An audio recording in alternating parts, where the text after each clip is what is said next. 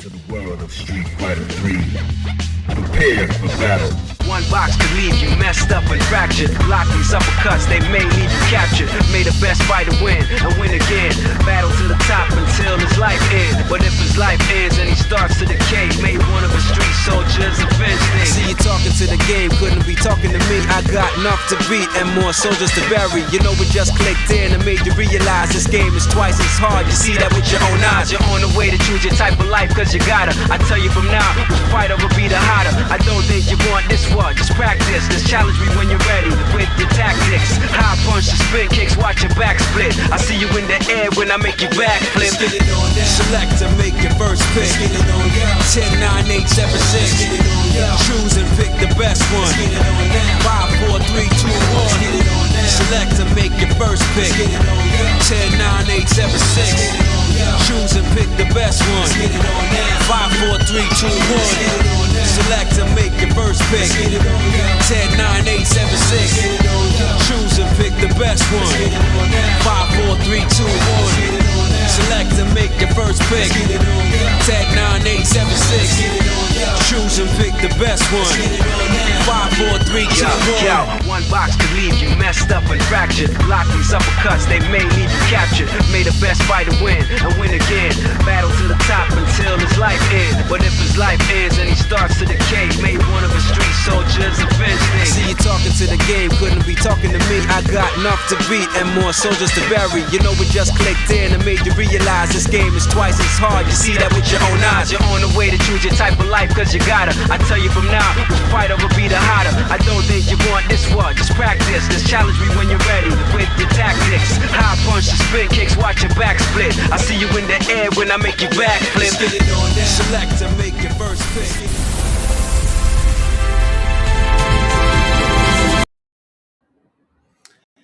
Hello, everyone. It is that time again. Happy Cinco de Mayo, happy Taco Tuesday, all in one place. But really, I'm just here to say, class is now in session. Welcome back to Gamer Quotient Gaming Academy, where we don't just play games, we study them, we question them, we break them down, and sometimes we ask why Xbox be Xboxing. We just do that.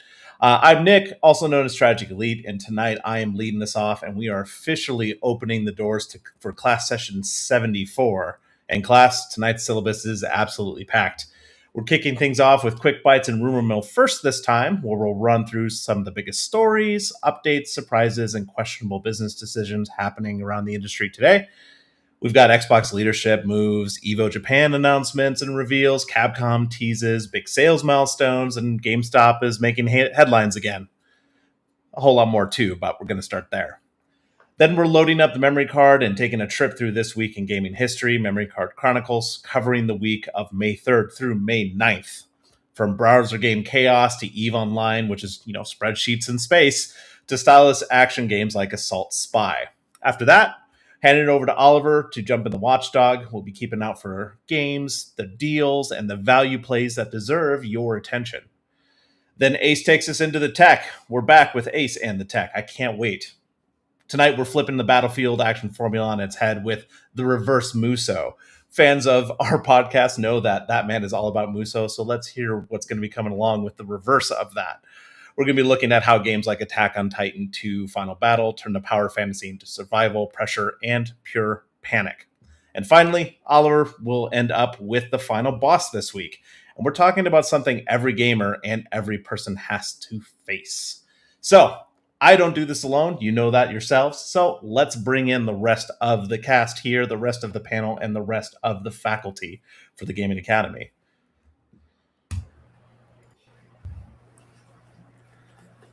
Howdy. Hey, boys. Why, I got this oh, there we go. Well, I got to lead us off, but why don't you guys take a moment and introduce yourselves so everyone who's tuning in knows who we've got here tonight. Works for me. All right, shotgun as usual. For the folks that don't know me yet, allow me to reintroduce myself. They call me Blazing Ace Nelson, the man of muscles, mechs, and Musou. I am your professor of applied sciences here at the Academy.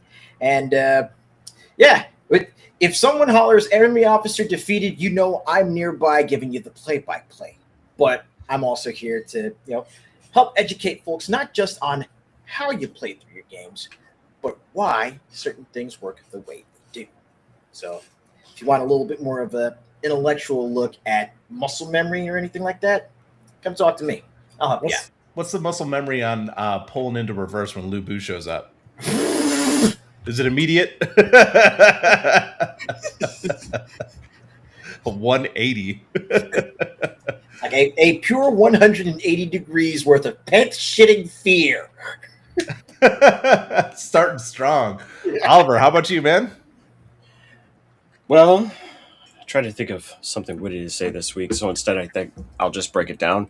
So I'm Oliver. I'm the newest guy on the show. I have the least amount of tenure, right? Which means I'm the first motherfucker to get fired.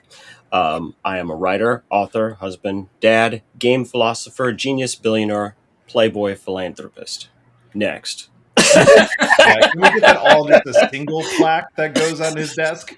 Like, bam, you're like, you're a billionaire? No, just in my dreams. No, Nope, it's play one on just the TV. title. You don't. Well, he may play one in a video game too. Let's be honest. Yeah, that's true. That's true. I did play the shit out of Avengers as Iron Man, so no, it works. There you go. Put that in the official Gamer Quotient resume for you. People will Put be that in so the next fucking one. mad. They'd be like, he hates these games that are fantastic, but he likes Avengers. Yes, I'm a simple he bitch. Okay, Man. I don't care. Always good to see Dandy in the chat as well, just calling out that he gone. He's just gone. Full speed ahead. All right, GQ, I see you're running the chat today, but why don't you introduce yourself to the fans? Usually you're kicking this off.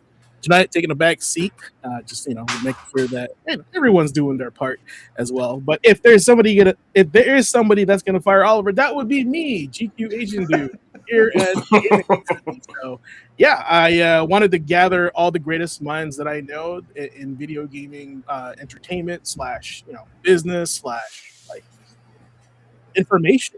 So I've known Nick for the longest time. I've known Ace for the longest time. Recently just met Oliver, but I feel like I've known him for so long because we have a lot in common. So it's pretty cool. And it's just good to be here with spending time with my homies and just talking about things I love. And, and video games is that. Absolutely. We all love it. I spent a long time in games as well. About 20 years in retail, about 5 years working through with teams like Microsoft and Xbox Gaming Research, which is one of my favorite things to lean on. And since then, although I'm not in the industry, I stay connected because of friends and communities like this. That's one of the reasons I wanted to hop on the podcast. And I appreciate James giving me a chance to hop on here and lead us off. Can't wait for this show, guys. Thank you so much, again, letting me kick it off. But let's move into our first segment. Thanks to Oliver's recommendation, or let's give it a shot. Let's hop into the news first. Let's get everyone in those creative juices flowing before we hop into the memories this time around. And sorry, guys, I totally forgot. This is on me, but this is our new character select screen for this week. So wanted to make this one specifically for Nick because he loves the synthwave stuff and the retro wave stuff. I do. I am very guilty of that. Like a lot of synthwave. I don't know if you saw. I think it. So what you're saying is synthwave is your Musou. No, it's Nice not. try, Ace. No, it's not. He said no. The way he stretched it out, no, sir, no, it's not. No. Musou, no. He hit me with the Bugs Bunny. No. I don't know if it was, speaking of synthwave, but was it the Devil May Cry Season 2 soundtrack was just announced or something like that, if I remember right? I think there was something announced about that, but it has a bunch of stuff that's been like remixed or like done in collaboration with Gunship, which is one of my favorite groups to listen to, so I'm really excited about that. Sorry if that was the wrong soundtrack, but I'm pretty sure that's what that was. The first was Limp Bizkit, which was like totally unexpected. No one warned me about that, so that was kind of cool. Very cool.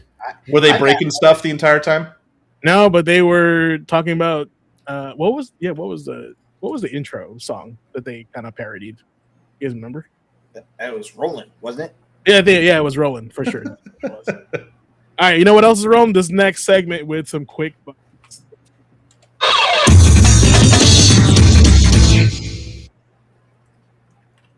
As I mentioned, we're going to lead with the news this week. Quick Bytes and Rumor Mill is the Gaming Academy's rapid-fire roundup of the biggest stories, updates, and whispers in the gaming world from this last week, because an informed gamer can actually understand what is happening in the industry around us. So I will be leading this up. As always, I'll run through the headlines. As always, feel free to hop on our Discord, share your news stories as well. I do pull from those. I do see them. I go through my own thing for sure, but it's always good to see when people are engaging with that content. So we'll drop the link in the Discord, or sorry, the link to the Discord in the chat throughout the show. Definitely join us. We love hearing from people in chat. First up, Xbox CEO Asha Sharma has announced that the Copilot integration is no more, as Microsoft is discontinuing that effort, as well as winding down the mobile development of the AI 2. Not only that, Asha Sharma did say that there was promotions for some of the current Xbox leadership team, and additional core AI folks have been shifted over to Xbox. So we've seen a lot of talent moving around in these last couple days.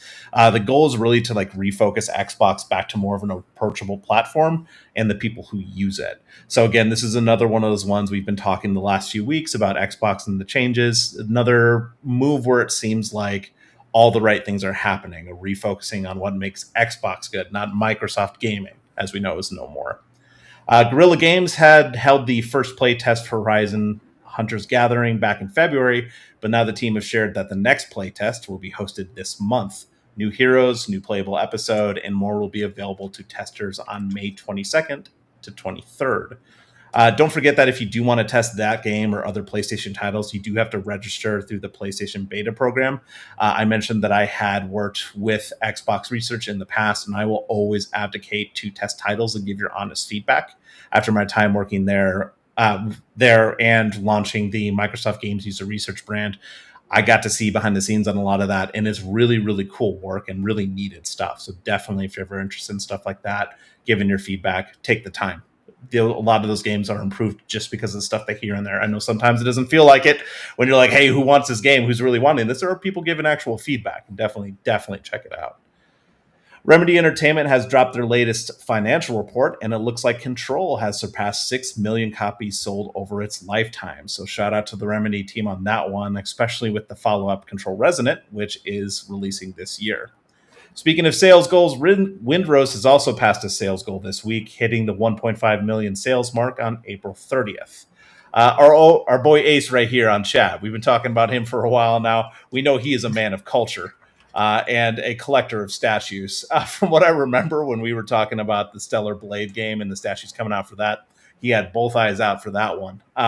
Sadly, don't have Stellar Blade statue news for you, Ace.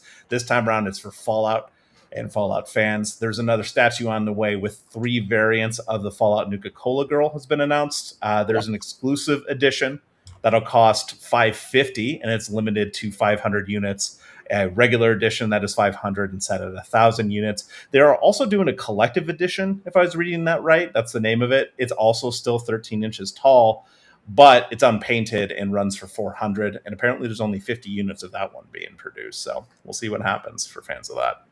In case you missed it, EVO Japan happened May 1st and through May 3rd. There were some game reveals and some DLC announcements. Just going to run through a couple quick ones to shout out. Me personally, I love seeing World Heroes Perfect being announced. I don't know about you guys, but the trailer for that, instant nostalgia coming back for me when I saw that. One really cool thing about that is it's going to have a limited price drop. Right now it's available for $15 until May 8th. And then it'll go up to $20. So not taking away from Oliver and the Watchdog on that. I just thought that was a cool little extra thing. Like, hey, man, I really enjoyed this game, and it's $5 off right now for people who want to jump on early.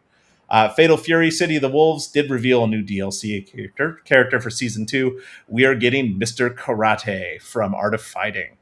Marvel Tokon did also confirm 2 characters that will be playable. We're getting Black Panther and Incredible Hulk as new cast members. Tekken 8 did show off the Kunimitsu gameplay reveal trailer that did share the launch date of May 27th for people who have the character pass. If you didn't see, Night Street Games has announced that Last Flag, their online-only shooter, will no longer get any further updates beyond what has already been promised. The game was unable to really find its audience, and the CTF-inspired shooter will get its final updates before the team pulls all support from it. Apparently, it will still be online as well. They're not planning to disconnect the servers or anything. It'll just be there for people who want to play it still. While it isn't a complete indication of how well the release will go, it was recently announced that Metro 2039, which did just get announced, still has found a fan base and has crossed over 1 million wishlists globally already. That same wishlist mark was actually hit by Assassin's Creed Black Flag Resynced already as well. I think that happened on April 30th, so the end of last month. But Ubisoft announced they'd also passed that 1 million mark for wishlists. So definitely some fans there. Did you guys end up watching the Resynced reveal? No, I didn't. Did you play the original? I didn't. No, I watched Oliver play the original Black Flag though. I remember that amount of bodies you left. Listen. Okay, I had fucking people in stitches back in the day. I would literally pick a fight with an entire town. They would just and I wouldn't leave the area, so there was a stack of bodies. There was a stack of bodies, and I would just find a way to manipulate them around, and it's drop them in the right spot. Next thing you know, there's like 75 dudes piled the fuck up.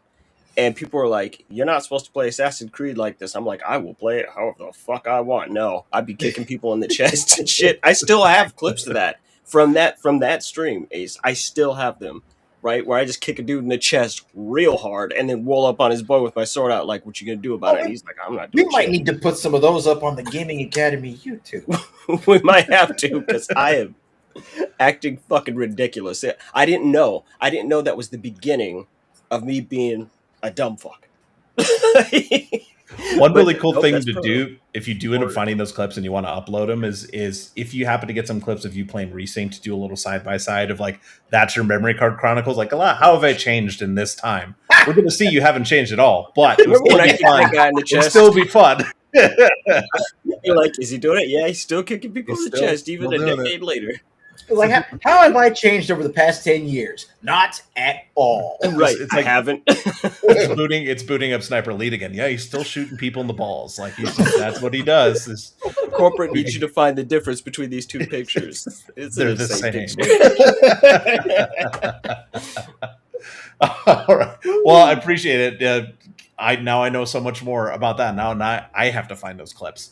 Back to the news. Capcom's official X account for Onimusha Way of the Sword had some fun marketing moments this last week, as it appeared that Diana from Pragmata actually hacked into the account to tease a release date. No, nothing has been shared since, but at least we know something has to be announced soon. It's kind of a fun little side marketing thing that they did there. I thought that was pretty cool. Star Wars Galactic Racer did get an official release date confirmation, which will be on October 6th. A 45-minute road to launch event video hit the waves online with YouTube. Bandai Namco and Rebel Wolves released a ton of gameplay and info on the Blood of the Dawnwalker game. The event also revealed a September 3rd release date, so we're getting a release date for that finally, so we'll see what happens. Speaking of those gameplay trailers and a little bit of nostalgia, the first gameplay trailer for NBA The Run also dropped this last week. I know we were talking about it in Discord a little bit. It also confirmed a June 2026 release window, so that's coming up pretty quick. But have you guys seen it? I know it isn't quite NBA Street, but I get some serious like SSX vibes on that. It's not quite NBA Street, but it's there. The DNA, a little bit of the DNA. Oliver, do you check that out at all, James? No, sir. I know that we. Go ahead. Sorry. No. Go ahead. And I looked at it and I was like, well, first of all, I was like, I can't get Need for Speed The Run out of my head. So now it's like NBA The Run. So that's fair. So that's the first issue. And then the second issue is that I think we're just so starved for arcade sports games that like we'll just take what we can get right now. Sure, taking what we can get on that is perfectly fine. It's just that it just seems like X'd out so many boxes on things that we love here. We keep talking about like baseball stars, those Neo Geo vibes. We've talked about EA Big and how much we miss that, the NBA Street, even the Def Jam games. It has a lot of that like little kind of DNA baked into it, but a lot of people are kind of back and forth on the title so far, at least on the YouTube comments, but that's always going to be the case. I was just wondering if you guys saw it and what your vibe was on it. I'll be honest with you. The moment that I heard that they brought back the announcer from NBA Street Volume 2 for NBA The Run, like the moment I heard Bobito Garcia shrieking into the microphone, I was like, "Oh, I'm in." Who? Please tell me more. I don't know too much about it. That's why I can't say too much about who's the dev leading that. Oh, it's a good time to look Let's that up. see. Published by Play-by-Play, developers Play-by-Play Studios. Okay. I have not heard of them. And I'll take it. Why do I feel like it's going to be one of two things: either a brand new studio, or a studio with talent from EA. From EA. Ex devs from studios. Yes, ex EA vets. Yeah. They had plans to revive the spirit of NBA Street, so looks like that was that game in that project. We'll see how it goes. Oh. In our last iteration of Quick Bytes, I mentioned the fate of Wuchang Fallen Feather, the dev team. Well, after that dissolution, it looks like it isn't the end of the franchise, as Digital Bros has entered into an agreement to purchase the IP for over $4.5 million. If you actually aren't familiar with that name, that team, Digital Bros, is actually the parent company of 505 Games, who we've talked about a fair amount here. So big team picking that up. We'll see what happens with that. But I know that was one of those ones. It was an IP that came out from that Chinese developer, and it ended up finding a bit of a fan base. I know it was a little rough around the edges, but the IP seemed like it was going to go off. So it looks like someone else is betting big on that. We'll see what happens. In news, sorry, just really quickly. Speaking of Wuchang Fallen Feathers, that game is part of the PlayStation Plus offerings for this month. Oh, okay. Look at that. Ace just put a little Salt Bay in there at the end. It's like a little extra for you folks. In news broken by Deadline, it was revealed that a TV series for Rebellion's game Atomfall is in the works. The studio's founders will be the executive producers on the project, and they actually have gone on record to approve what the writers have come with so far. So at least that's a vote of confidence. But that's one more video game adaptation in production, folks. We'll see what happens. And oh boy, James, our old employer GameStop is back in the news. Chat, thanks to the headlines dropping about how the CEO, Ryan Cohen, has outlined his proposal to buy eBay, of all things, for $55 billion. This proposal is a 100% acquisition bid, which would put GameStop in full financial control of the eBay platform and put Cohen in a dual CEO role. Now, the proposal says that this is actually a recovery endeavor, the goal being that GameStop is going to fix things up and cut operating expenses through improvements. This would also mean that eBay would effectively become part of the distribution network GameStop has, right as GameStop just confirmed that every store in the country would start accepting trade-ins on gaming, like retro gaming tech on trade, which would be interesting. So what do you think of that, panel? Was this a good thing, bad thing? What's your knee-jerk reaction of this potential buyout? Let me tell you something. Okay. Get ready the clips. I remember when y'all motherfuckers were broke during COVID and people fucked up the stock market with your stocks. So I don't know. It seems like a bit of a stretch. We're going to buy eBay. You were almost out of business about five and a half years ago. So I don't know what kind of weird bullshit power play this is. Can't even afford to give people decent pricing on trade-ins anyway. This is how they can afford it, though, right? You pay $350 for that stack of games, and then you spend the other $700 million that you get on top of that on your eBay acquisition. Let's put it this way. Never mind what the trade-in you're given. You guys couldn't even fucking afford to pay your employees a decent living wage and expected so much out of them. By the way, I went and found that stock price. During COVID, they had a low of $2.57 a damn share. What are you guys doing? Why don't you stay in your lane, GameStop, and focus on games instead of trying to sell everyone everything except fucking video games?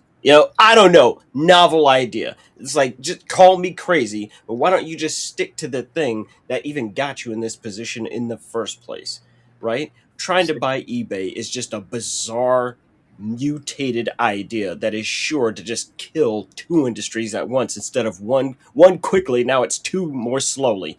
Like, no, just stop. Let it be, right? You guys can't even figure out.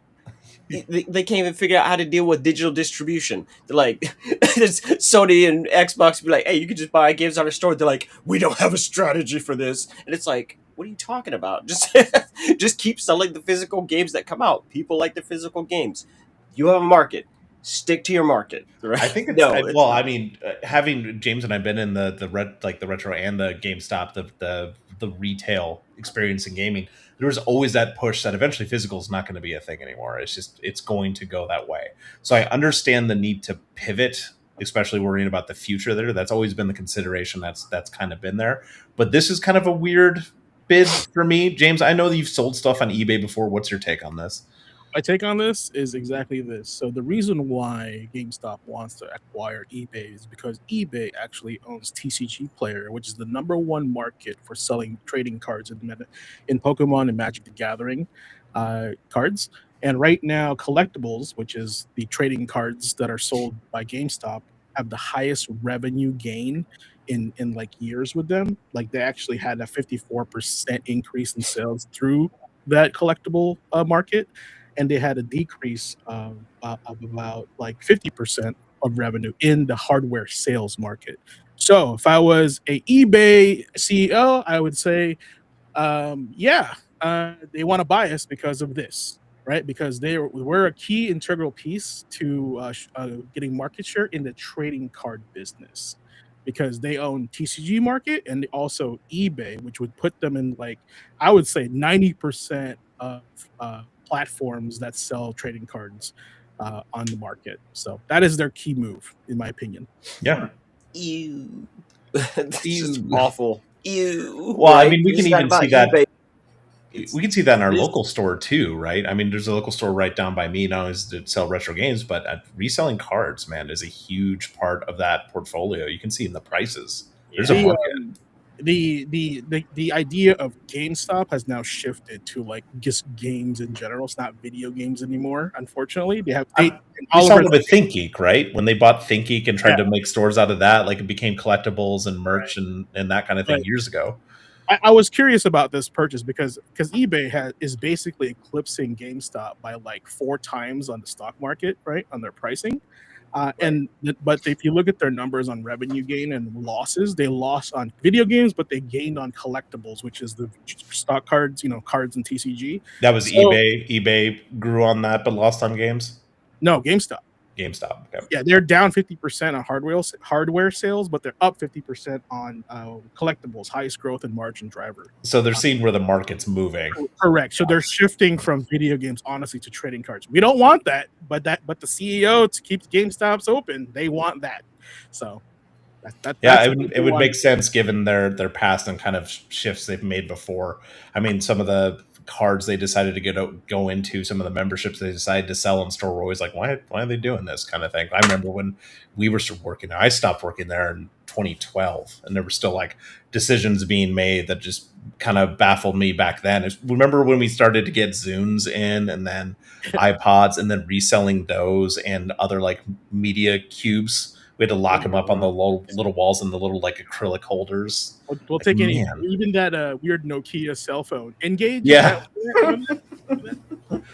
Hey, you got the original Snake on your original Nokia, man. It's like being able to buy a PlayStation 4 that has PT demo on it still. Like, right? You got a backward compatible PS3. I get the market on that though, like being able to play all those games in one place, but still the fact that the market kind of demands that. Anyway, that was the main news. Little bit of rumor mill this week. Just going to sprinkle that in. As always, take this as a grain of salt. We're just here to talk about some of the whispers that are happening to maybe spark a little bit of a talk about it, or just kind of see what kind of stuff is moving behind the scenes. In a slightly different tick this way, what I'm going to do is actually talk about something that's happening right now. Let's talk about user X Jonathan on X Cancel.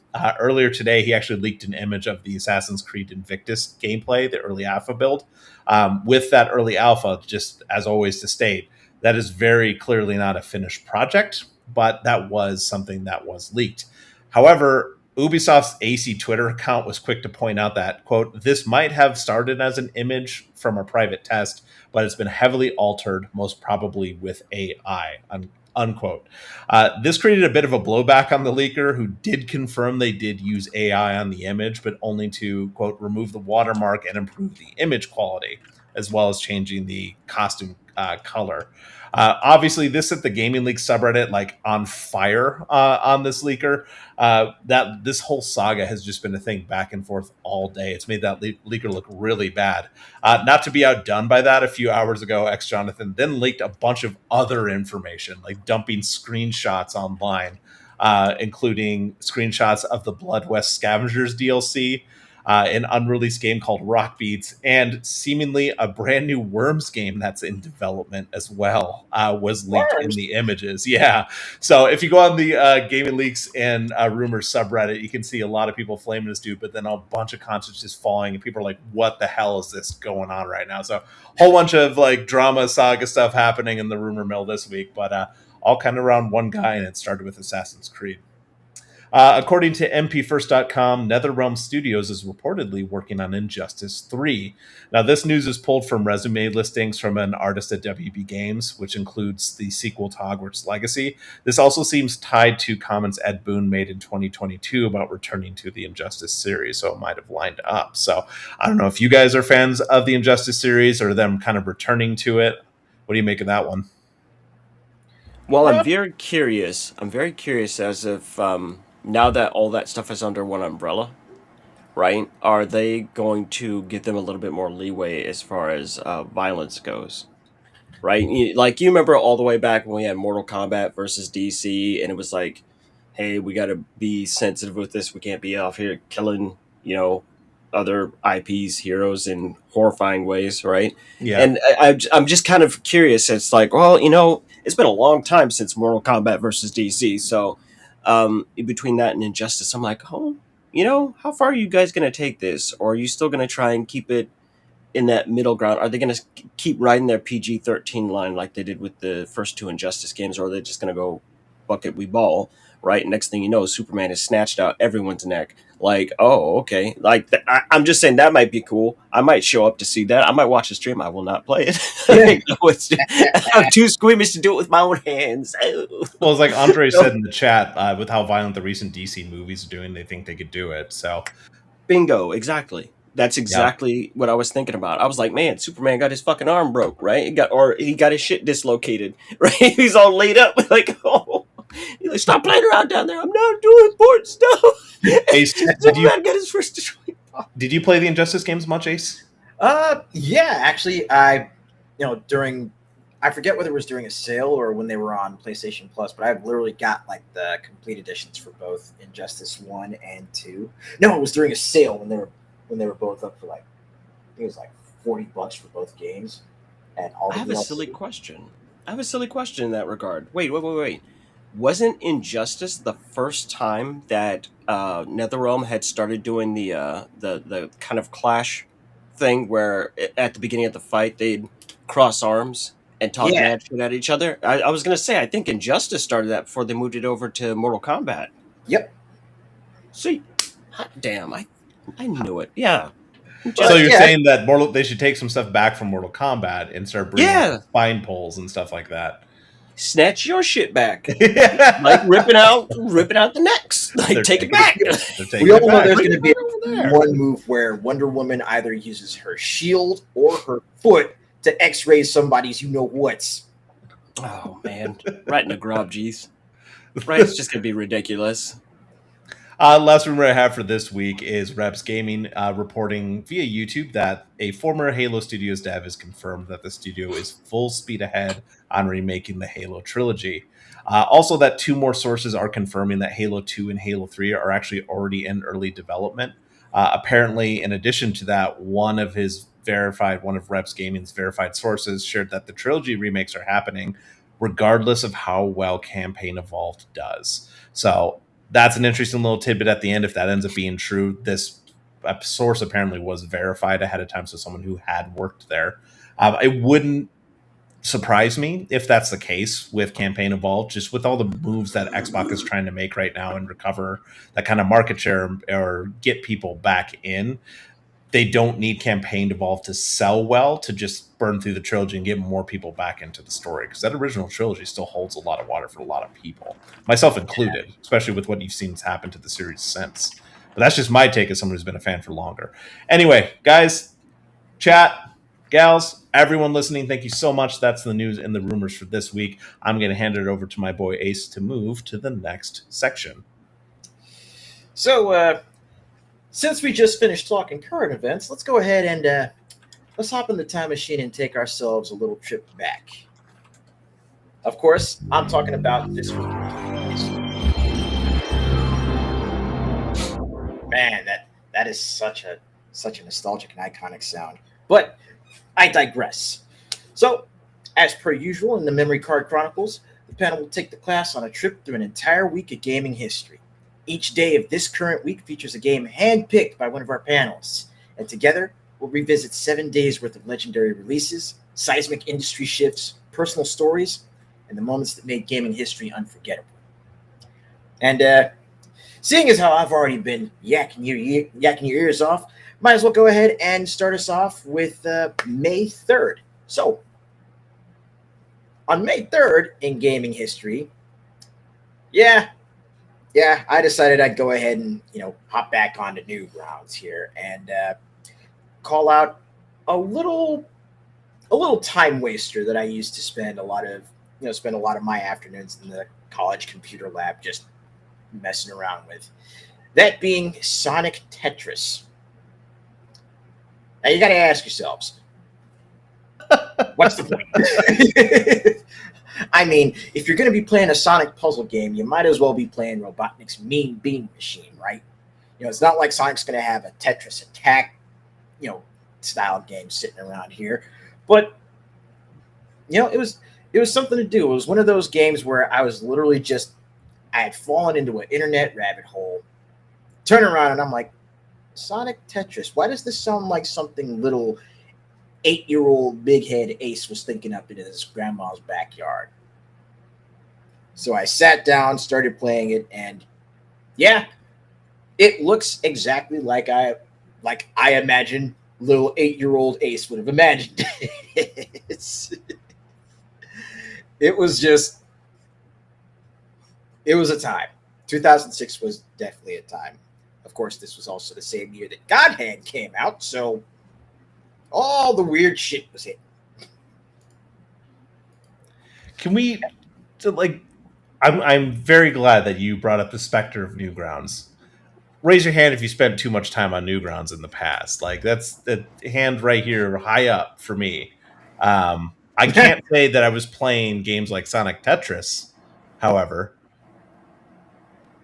But I mean, it's Newgrounds. That out of all the different websites that I would imagine that have that kind of nostalgic pull on folks that visited them regularly, the two that immediately come to mind are Newgrounds and the Anime Web Turnpike.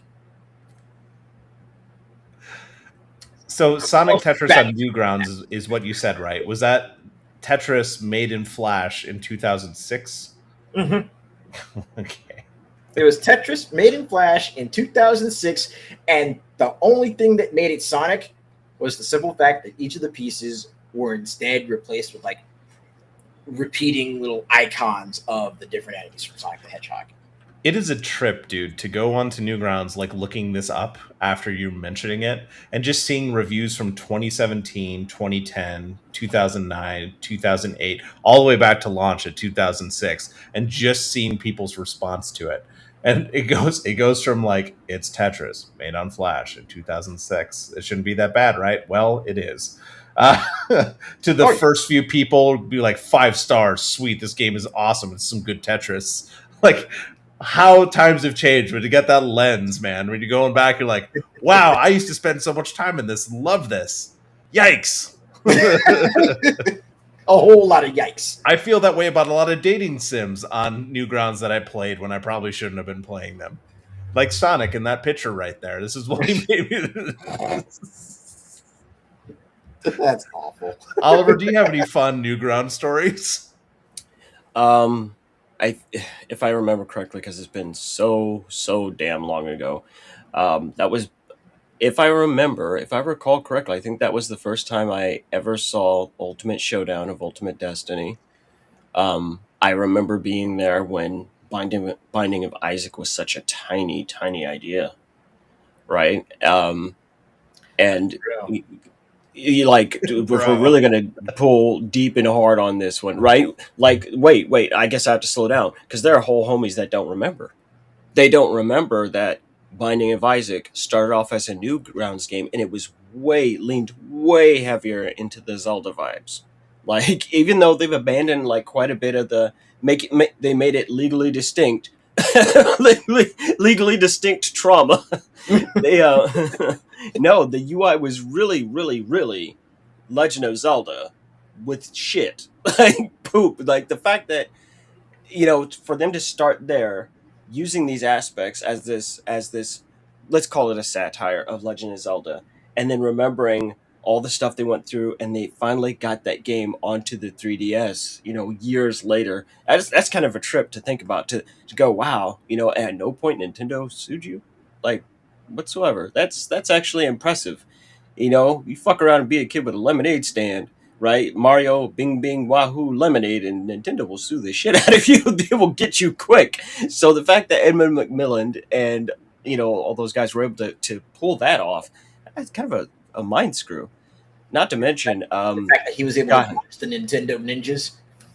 What was that game? Oh, I remember way back when I was at GameStop and seeing the Behemoth put out their first game, Alien Hominid, on the GameCube. Mm-hmm. And I was like, I don't even understand how this could be possible, because the idea of being indie was nigh impossible at this point. Not to mention the whole ass beating we're seeing on the screen right now. That, like, I cannot remember who did this, right? But I remember Ryu and Scorpion going at it through that whole animation. God, what an epic fight. It just makes me want to watch that now. Early 2000s also, like, yeah. It's pretty impressive what they did. There was some shit that was popping in that time when Flash existed. Oh, yeah. We're old. All I have to say is this: Super Mario Brothers Z. Wait. No, made his brain stop there for a moment. Right, because I when you said Super Mario Brothers Z, that was making me think about the guy that was doing that stuff where he had a bunch of other game characters go into basic Super Mario Brothers, and like, so Ryu from Ninja Gaiden was in Super Mario Brothers, but the Ninja Gaiden 2 version, so all his skills came with him. You could climb blocks and you could do all kinds of weird, historically game-breaking type shit with these characters. And it was just like, oh wow. Again, it was another one of those, man, can't wait till Nintendo sues the shit. They never happened. It just never happened. Like, Nintendo didn't care as much in those days, where they're like, well, it is what it is. Am I thinking about the same thing, Ace? Even he doesn't know. He's like, I don't know. I don't know. It's crazy to think too, like how many weird internet moments that I experienced on Newgrounds, and then going, and you can look up a list of games that got their start, like web games that started on Newgrounds that eventually became full-fledged games, like Alien Hominid. I completely forgot that started off on the web, and a lot of those creators went on to create tons of games that we're really familiar with. So just, I guess, never forget your roots too. I mean, I remember playing Speedrunners was released on Newgrounds back in like 2011, before that came out to consoles. Like, yeah, just check out that list sometime. It's crazy. Just some of the stuff that we played that kind of had these humble beginnings, right next to a bunch of games that we definitely should not have been playing. Like, you can also look up a list of games, Newgrounds games you should play before you die, and it's a lot of stuff that's like, oh, okay, maybe I shouldn't be playing this, or maybe I should have incognito mode on. Yeah, there's some real eyeball cancer. Like, yeah. On Newgrounds, we're talking about. You're like, how bad is it? I'm talking about it's some shit that will give you fucking cataracts if you keep staring for too long. Boys, get the bleach. Oh God, what was that? What was that faction in Elden Ring? The motherfuckers that were crazy with the yellow eyes. What was that? I cannot remember. Shit. Chat, help us out. Yeah, chat, help us out here. Who is it? With the frenzy, right? With the fucked up eyeballs. Shigiri grapes and shit. All I'm saying is it'll make you fucking crazy like Elden Ring. That's really it. Like, no, it'll give you eyes on the inside. Real Bloodborne hours, man. You're gonna fuck around, and then you see something on Newgrounds, and it's Cthulhu. It's like, look, it's like Bird Box. Okay, some of Newgrounds is okay. Sometimes it's okay to open your fucking eyes, but then other times you look at Newgrounds, and it is going to fuck your shit up. It's like that game Look Outside. Don't do it. Like, no, don't go look. You will fucking mutate into something horrifying, and you cannot change back. Like, it's done. You don't get to watch Netflix anymore. It's fucking over. You won't have hands. You will have tentacles. You can't ever play no video game again after you see some shit on Newgrounds. So, word to the wise. Watch what you're watching. You're like, wait, how do I do that? Shut up and stop asking questions. Just know that there's some dangerous shit. There are some cognito hazards. Okay, that's what I'm talking about. Oh, your discretion is advised. Ooh, boy, Newgrounds was definitely early dark web stuff for sure. Yeah, it was. Well, in the meantime, moving it over to the fourth. Oliver is me. As the king of corny, considering where I live, I am actually straight off the cob, and I get to be the guy that makes all the May the 4th jokes. But I'm not actually going to make any jokes. It's better to acknowledge that I can make the joke than make the joke, right? It's more clever. It's more suave. So, on this day, in 2005, sorry. This is actually a day of pretty big significance for me on multiple levels. So not only was I working at GameStop that day that this released, this is so far back in time that it's going to weird people out when I say it, but this game came out before the fucking movie came out. Yeah, so this is like spoiler alert the game. It's called Don't Fucking Buy the Star Wars game. If you're like, oh boy, I can't wait to go see Revenge of the Sith. I'm going to play the Star Wars game. How about you fucking don't and watch the movie second? So Star Wars Episode 3 came out May 19th of 2005, but the game came out May 4th of 2005. And it really... it did the damn thing. Like, it's like, oh, maybe they'll cut this. No, they didn't cut shit. It's the story. And everyone was like, this is really weird. Why would you do that? Aren't you going to eat into your own self? Nobody cared. Nobody cared whatsoever. Now, for the personal anecdote of why this is so big, this was like kind of the end of the high point for me as far as working in the retail level of video games, and I've been with my wife, who I've been with now for 21 years. We haven't even been dating for a month at this point in history. Like, we just gotten together because her birthday was just a few days before Revenge of the Sith releasing, and she was like the biggest Star Wars fan of all time. Right? Like, no, she was turbo into that. And so that was like the first movie I ever took her to see as well. So Star Wars has permeated, and I don't get to use that word often. It has permeated our relationship all the way through. Also, because I know Ryan's going to show up at some point, hopefully, because he always tunes into the show. He loves my Palpatine impressions. He just loses his fucking mind every time I'm saying Palpatine shit. So, we're gonna move over to let's see, what day do we have next? Oh yes, May 5th, and we're gonna have a little back and forth on that. So as we jump over to 5/5, something that came out today, I'm just gonna say to Ace, do it.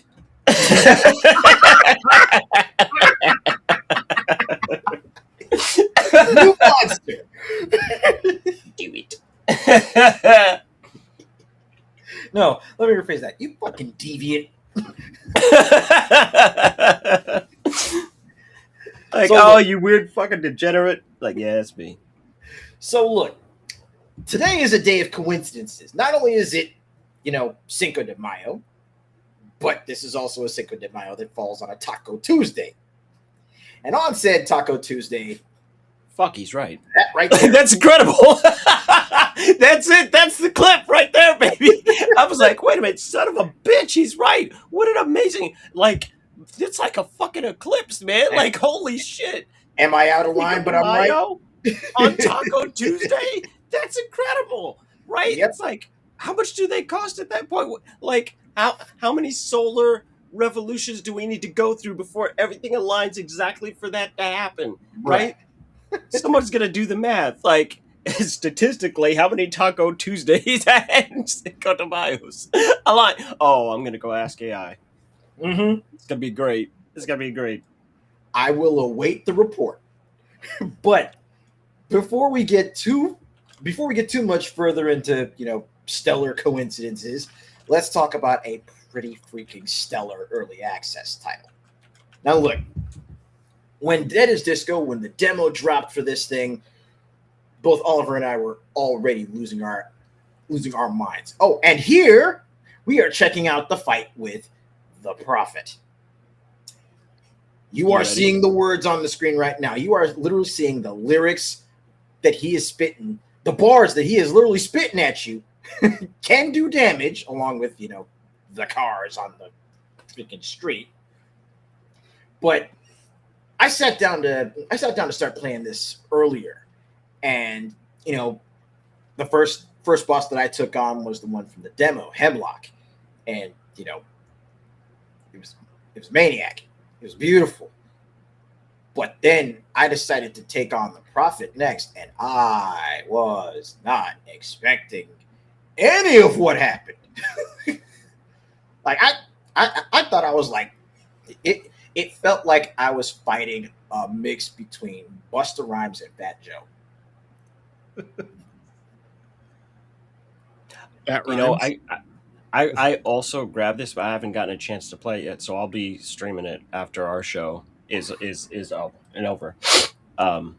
Obviously, when that demo dropped, everything stopped. Right? Like, I feel like all of life just came to a grinding halt real quick because I didn't realize this is exactly what I needed. One of my favorite combat systems. And then this to me feels like an evolution of Busta Groove from way back in the day. Not Busta Move, but Busta Groove. A little known music franchise that is almost in its own sense a fighting game. But you're dancing. It's very obscure. And one of the things that I wanted to do was I was with the custom playlist and everything, I was going to import all the music from Busta Groove 1 and 2 into Deadass Disco. Right? Why not? No, look, listen, because here's the thing, and this is one thing that Jagos actually had mentioned a lot over the course of my stream as I've been playing it. This is Arkham Step Mania. Oh, and then it gave forgot about Beatmania. And then it gave me an idea. Why not import DDR tracks into this? Why not use Jesus. the Beatmania controller to play this game? Do it. Give me that turntable and 8-button setup. Right? Some lunatic is gonna fucking do it too. That would be so sick. And look, hey, I'm not a creator. I'm not a hater. I just crush a lot. But each of the boss, like when you actually get to fighting the bosses themselves in this game, these are set pieces that, like, I'm not gonna lie, these are set piece battles that rival the boss fights that I've come across in Grand Blue Fantasy Relink. They rival the boss fights. Hell, they rival the icon boss fights in Final Fantasy 16. And all of it, like the music that actually accompanies the bosses themselves, is like the original soundtrack in this game is fantastic. It's a bold move to make a music-based game these days, because it just kind of, well, it doesn't tend to go well. Like, look at Hi-Fi Rush. People loved it, but I mean, they ended up shit canning that entire studio, even though it was the thing. I couldn't stand Hi-Fi Rush, and when I saw Dead as Disco, I expected more of that, and I was like, oh god, this is not even. These guys aren't even close. They're not even near the same. They're not. They're not in the same ballpark. They're not in the same stadium. It's not even the same fucking sport. They are truly different things. Like Hi-Fi Rush, it oozes style. It's got this great character, and I felt like its gameplay was so weak. Whereas this, it came out strong. It came out really, really, really strong. I mean, look, I just got done saying on Twitter that I don't do Kickstarter games. I don't buy things in early access. I'm like, well, hope you make it to market. If you do, I'll probably show up and buy it. Nope. I bought 2 fucking copies of Dead as Disco today. Right? Not 1, 2. I bought mine and I bought Aces. Like, no. It's like, you didn't just get me with your demo. You got me in the early access store and then you got me to buy the shit twice. All right? It's like, so when I go, hey, pay attention to this one, as far as I'm concerned, just on the strength of the demo of the game alone, we have a serious Gotti contender on our hands. It's unusual. I was like, oh my god. Like, take me to dinner first. Shit. I was like, you're not allowed to just have your way with me. Start fanning myself. Like, no. If you're saying that now, wait till you fight Aurora. Don't say shit. Let the man hate on his own terms. I want the game to make love to me proper. Jesus, stop rushing me. We can go out and eat first. Right? Good God. I am a lady.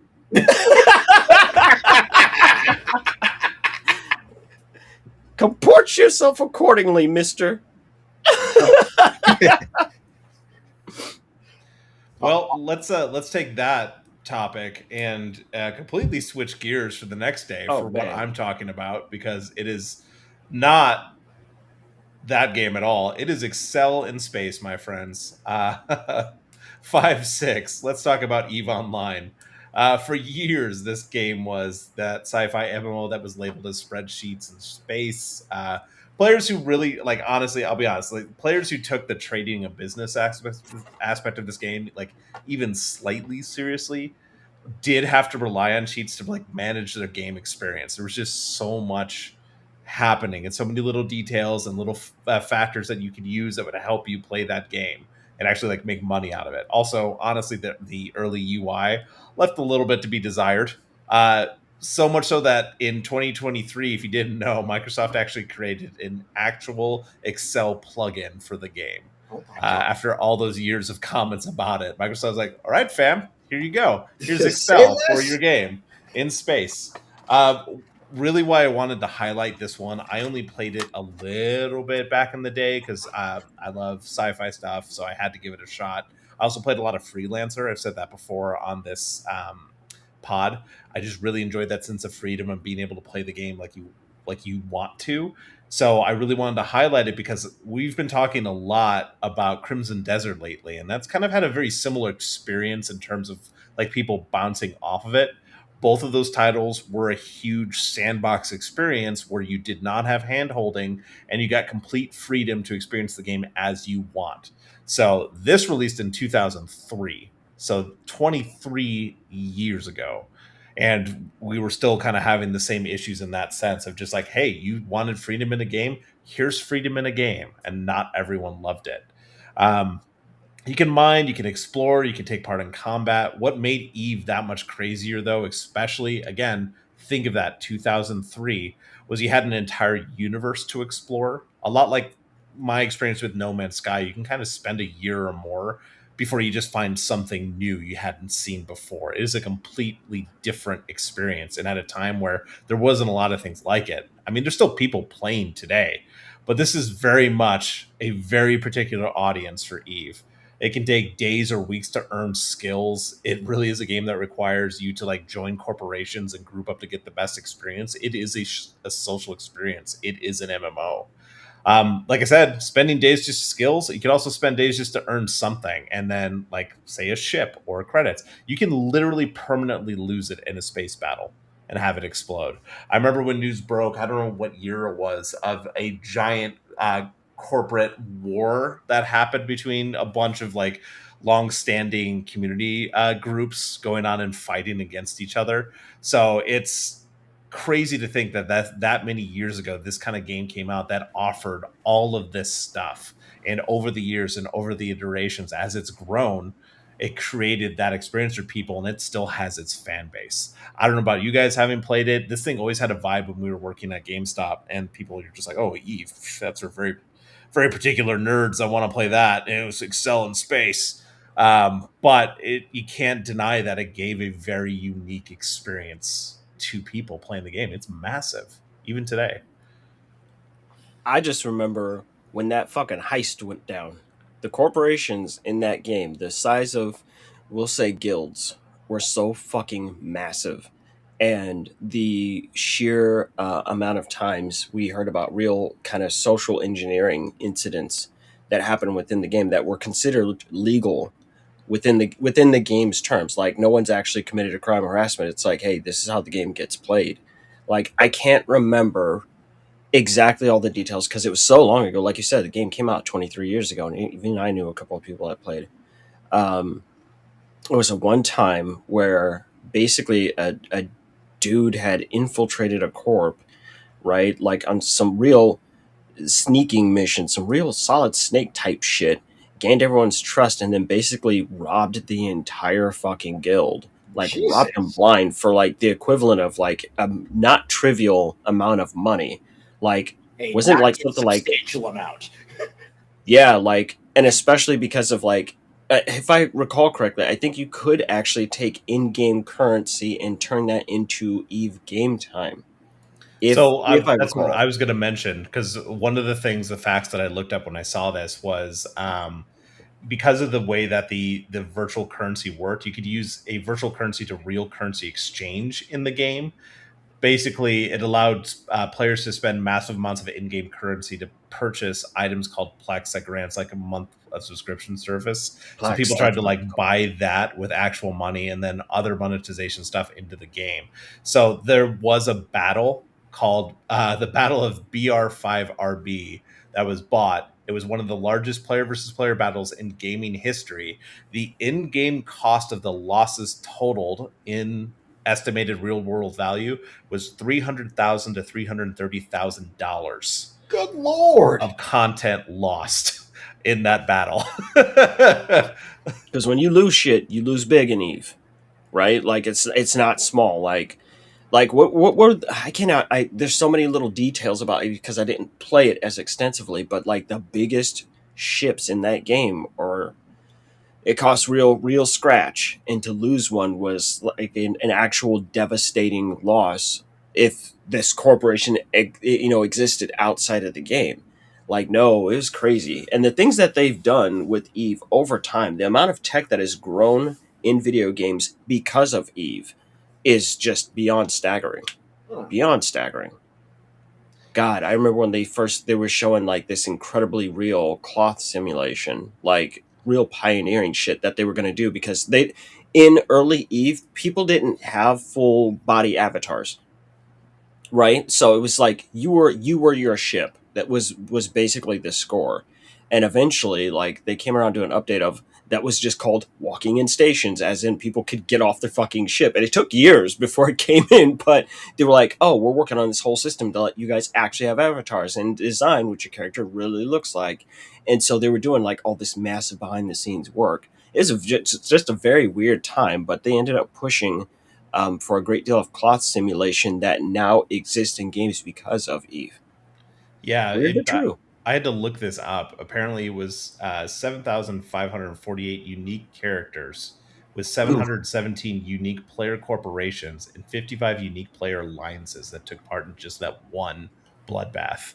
The ISK loss, which is the in-game currency, the total loss of that, so that real world value of like 300,000 was 11 trillion ISK.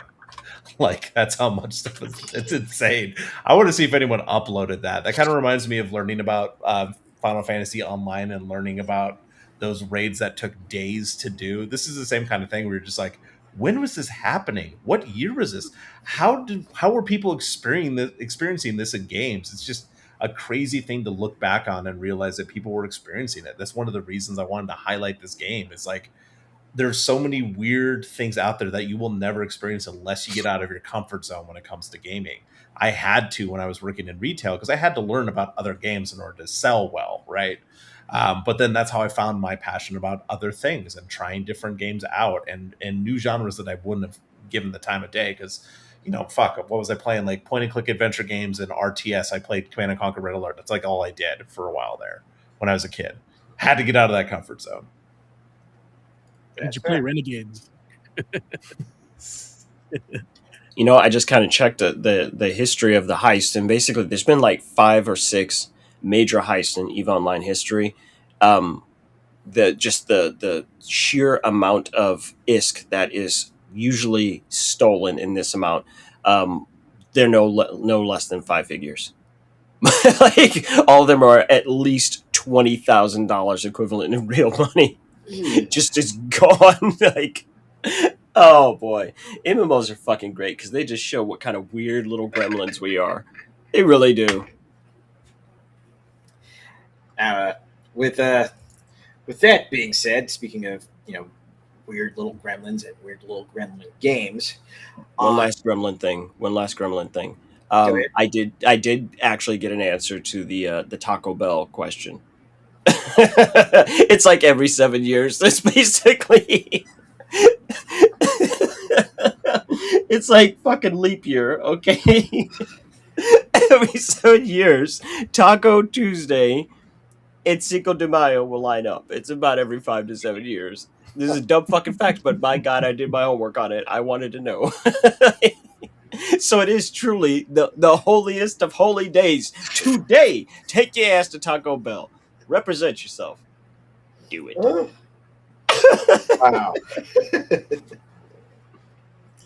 All right, so trying to get back on track after being headfirst derailed by Taco Tuesday, for May 7th on this week's Memory Card Chronicles, I wanted to bring up a character action game that, while very underground, still has its own little following. And it was one that I had the chance to sit down and play like 1 or 2 sessions of with a friend of mine, that being Assault Spy. Now, in a still rather large and growing sea of character action and hack and slash games that had been released over the last couple console generations, Assault Spy definitely had a bit of a unique hook for me. Largely, it was very anime, and your main protagonist, his main weapon is a briefcase. That man fighting a cell phone? Yes. I wasn't sure if he was fighting a cell phone or a pack of smokes. Either one is dangerous. It's like equal parts Devil May Cry, equal parts The Matrix, with some little tidbits of, well, I know what it reminds me of. It literally gave me vibes of, Devil May Cry and The Matrix. And, I didn't play this back in 2006 when it released, but I did play it after I had already sat down to play Scarlet Nexus. And, all 3 of those games very much felt like, okay, this is why Assault Spy had such a vibe for me. Anime. Yep. The last time I saw a motherfucker this deadly with a briefcase, it was Hitman, and you weren't getting away from that briefcase, right? He would just throw that, and it was going to come after you. It's going to follow you like a church sermon. Wait, what was the? Yeah, No, Dante actually had a briefcase weapon in, I think it was DMC4. It's a Pandora box. Bingo. I don't know if it is the anime style specifically. It kind of reminds me a little bit more of like Persona that we saw. Yeah. Well, the character design of Persona, there's a little bit no more heroes in the a little bit of Mad World in it. It's a little bit of everything. But it's definitely one that I, once I finish running through the slate of games that has been coming out recently that I want to go hands-on with, I definitely do intend on sitting down to actually revisit Assault Spy, because it just looks like a lot of fun. And it doesn't, it is a lot of fun, and it doesn't take itself seriously. I hope not. That's a really important trait. Yeah. Like, some games have to be serious, right? And that's part of the charm. And sometimes the dumbest fucking shit you've ever seen in your life is the thing that we needed the most. Just absolute tomfoolery. Which is why, again, we were talking about Newgrounds earlier. Right. Bingo. Why we were talking about why I mentioned Barkley Shut Up and Jam. I was gonna say, dude, there's so many games now. We've opened up that Pandora's box. Like, I'm sitting here just thinking about, like, some of my tasting games might have been influenced by some of the stuff I played on Newgrounds. Sometimes a little cataracts is okay. Yeah. Just Sometimes, a little bit minor eye loss. Staying up a little bit too late playing games on Newgrounds. So this for, what is this, 5.6? Or am I just losing track of time? No, 5.8. Sorry. I'm off it. I'm off it today. I didn't get as much sleep as I would like. But the game that we're going to talk about, it's not about the game, oddly enough. So the game for today is Self-Factor Revolution, but that is not going to be the main point of the discussion. So this is basically just an arena game, right? It's nothing big, so to speak, nothing major. But as an FPS, what the whole reason it's notable is that the company that made this game, Self-Factor Revolution, it was specifically made as a tech demo for AGEA and their new physics system that had a whole separate processor just to handle the physics in a game and to offload that from the CPU. Now, this is back in 2008, right? Excuse me, 2007. Is back in 2007. No one was doing anything like this. And so obviously, on top of, having two fucking guns here, everyone was basically had psychic powers, and you could really be just chucking all kinds of nonsense around, Force style, right? Force Unleashed style. Think kind of like that. This was such a huge deal, and some of you guys are so young that at this point in history, you would have your video card in your machine as you would, right? You're familiar with that. No, the PhysX system was a separate card. You needed to have that installed alongside your video card to even have any of this work, right? This is back when SLI and all that kind of stuff was still as it was, as older people understand it. But this got NVIDIA's attention in a big way. So now every video card you buy from NVIDIA already has PhysX on it. It's just a part of its architecture, right? Therefore making the physics card in and of itself completely redundant, right? It's like, well, no. And basically, like, the long story short is that NVIDIA looked over that and was like, that's fucking neat. I'll buy that. Right? Oh, okay.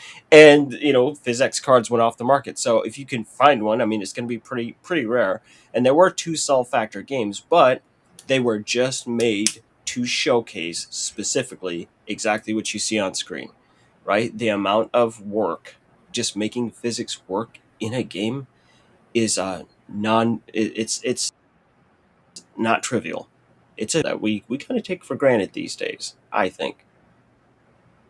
Yeah, I mean, it kind of. That guy's just pissing on Lego. Yeah. I was gonna say, first off, thank you, Grandpa, for getting me. P-pop the shit out of you. Yeah, P-pop. You P-popped so hard there. I immediately was just like, I'm tired, Grandpa.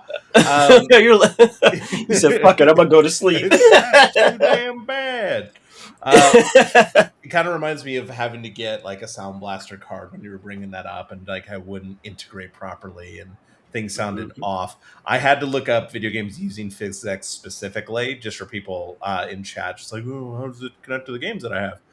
Some of the bangers that PhysX has touched, besides America's Army, of course, Black Flag, which we've talked about, Unity, Blur, Borderlands 2, the Born Conspiracy game that came out, City of Heroes, Dark Sector, Dark Void, Darkest of Days, Deep Black, EverQuest Next actually used it. I remember Hawken used it as well. But there's just a ton of games that were tied to this, including Witcher 3, Wild Hunt. So cool, PhysX, man. Kind of crazy to think about all the things you used to have to buy as like extras to really get your computer to play the games you wanted to play back in the day. Now, just the minor personal anecdote on that. So the only reason I know it personally is because my brother was really, really, really, really big into computers at this point, and he would build the most ridiculous fucking machines you've ever seen. I'm talking, he built a machine that was half my height, and before anybody says that's not that tall, kiss my ass. But he would build the biggest, craziest machines, and he ended up getting a PhysX card because I showed, he was a real graphics junkie. And so when I showed him this stuff, he was like, oh, I got to have that and put that in there. And he would build the craziest shit with all kinds of water cooling and temperature readouts and blah, blah, blah, blah. I'm talking, he built a machine that would have easily lasted into 2015 to play City of Heroes. So here's a BFG branded PhysX card from back then. That is the exact card he had. Look at that. Yep. Just a giant heat sink. Yeah, that's most of it right there. It's just the heatsink on it. Man, I love the fact you also had like no plugins at all. This thing was just in your machine for a specific reason. For one purpose and one purpose only, and it was to simulate your physics because, the other people who are way more experienced and knowledgeable about this, I can just tell you that physics in games is computationally intensive. It's really, really, really hard on things. And so to have the idea of have an entirely separate system to offload that onto, I mean, God, we're still back in a time period, just for a sake of example, multi-core processors are still very, very new at this point in time, right? It's like, what? It's like, yeah, like the Intel Core 2 Duo, that only had been out for a little bit. Like, I want to say maybe 2 years. That's really... Like, oof. Yeah, no, I found it. Yes. The Intel Core 2 Duo launched July 27th of 2006. Right? Like, oh shit. Now, let me tell you how absolutely huge the architecture was. It was a 65 nanometer... like compared to the shit we see on a phone, 65 nanometers. That might as well be the Big Bertha of chipsets. All right, it was not Little Debbie. It was Big Deborah. All right, it was huge, but no, it's just a massive deal. So coming around here to the next day, what we do have is a tragedy. We're going to end this week tragically, right? We started off good and it's just going to end shitty. Now, some people have no clue who Red Octane is. Red Octane was essentially a third-party, accessory manufacturer, more or less. Like, I'm kind of just going to gloss over it briefly. But if we couldn't have the, again, tragedy that we have today without Red Octane, because... I'm trying to think of a way to explain this cleanly. It would be very difficult to have Dead as Disco without Red Octane because the rhythm and music genre really jumped off because of these guys doing the publishing work, which is kind of unexpected for an accessories maker, to get Guitar Hero out to market. And on this day in history, Activision purchases Red Octane after Guitar Hero blows up. in a huge way. Everyone's attention was got by Guitar Hero. I mean, it's we can literally go, hey, this is genre defining, and then Activision promptly fucking murders Guitar Hero with absolute market saturation. Like, if you look up the SKUs for Guitar Hero and other, just like between them and Rock Band, oh no, I've never seen a product killed so fast by just flooding people with it. It was some real open up, you're gonna eat your supper, like Homer in hell being force fed donuts kind of shit. Like, just, oh my god, this is the worst thing I've ever seen in my life. Let But me for a help you hot with second, that for your point. Guitar Hero ahead. 2005, Guitar Hero Here we 2 go. 2006, Guitar Hero 3 2007, Guitar Hero and Guitar Hero 2 Dual Pack 2007. Then in 2008, Guitar Hero on Tour, Guitar Hero Aerosmith, Guitar Hero World Tour, the Legends of Rock Aerosmith Dual Pack, and the Dual Pack for of all consoles. 2009, Smash Hits, Guitar Hero 5, Band Hero. All of that compacted in those years, those 4 years. Good. They went in. Fucking And that God. is just the primary SKUs. We're not getting into the DS handheld, Guitar Hero on Tour, or any of that stuff. Right, and those ones were done by different teams. That was just Red Octanes, Yep. which is crazy to think because they started by doing the arcade experience at home. They did In the Groove. In the Groove is what landed them Guitar Hero. Mm-hmm. And of course, they ended in 2011, with their best game, Wappy Dog. Not Can Flappy you Bird? pull that up? Now I Flappy need to Dog? know. I need to know what Wappy Dog is. You don't know Wappy Dog on the Nintendo DS? I don't know. Oh my god, dude! It came with a Robo Dog companion as well. I remember that accessory because that thing was a pain in the ass to sell. I'll give you the cover art at least, and you can make your determination from that. That's probably going to be enough for you. I gotta fucking have it.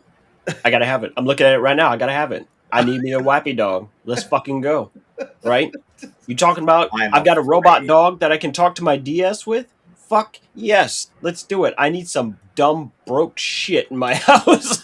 I need some shit that's just absolutely goddamn worthless. And I can't get rid of myself, so I gotta have the Wappy Dog. Let's find out how much a Wappy Dog costs. Become best friends. See Wappy Dog's cheeks change color with different moods and emotions as you play together. Embarrassed. Incredible. It looks like dirt Nintendo cheap. with extra steps. Yeah, it was. It basically was. You could talk to it with your DS and everything. Like, oh my god, dude! Yeah, no, that was the end of Red Octane right there. You can get it on eBay, complete in box, for $75. I'm buying 7. I'm gonna send one to everyone I fucking know. I'm like, some new hot shit has hit the street. What? I'm like, So yeah, is- no, it's tight. I was gonna say, so is this gonna be like your version of gifting people bad rats? Bingo. Moving We're forward doomed. in every publication of the pod, there must be a Wappy Dog in the corner. No. Yeah, everyone's got to have one. Oh my god, we're James, you don't have one in your collection? Sealed still? There's a reason for that.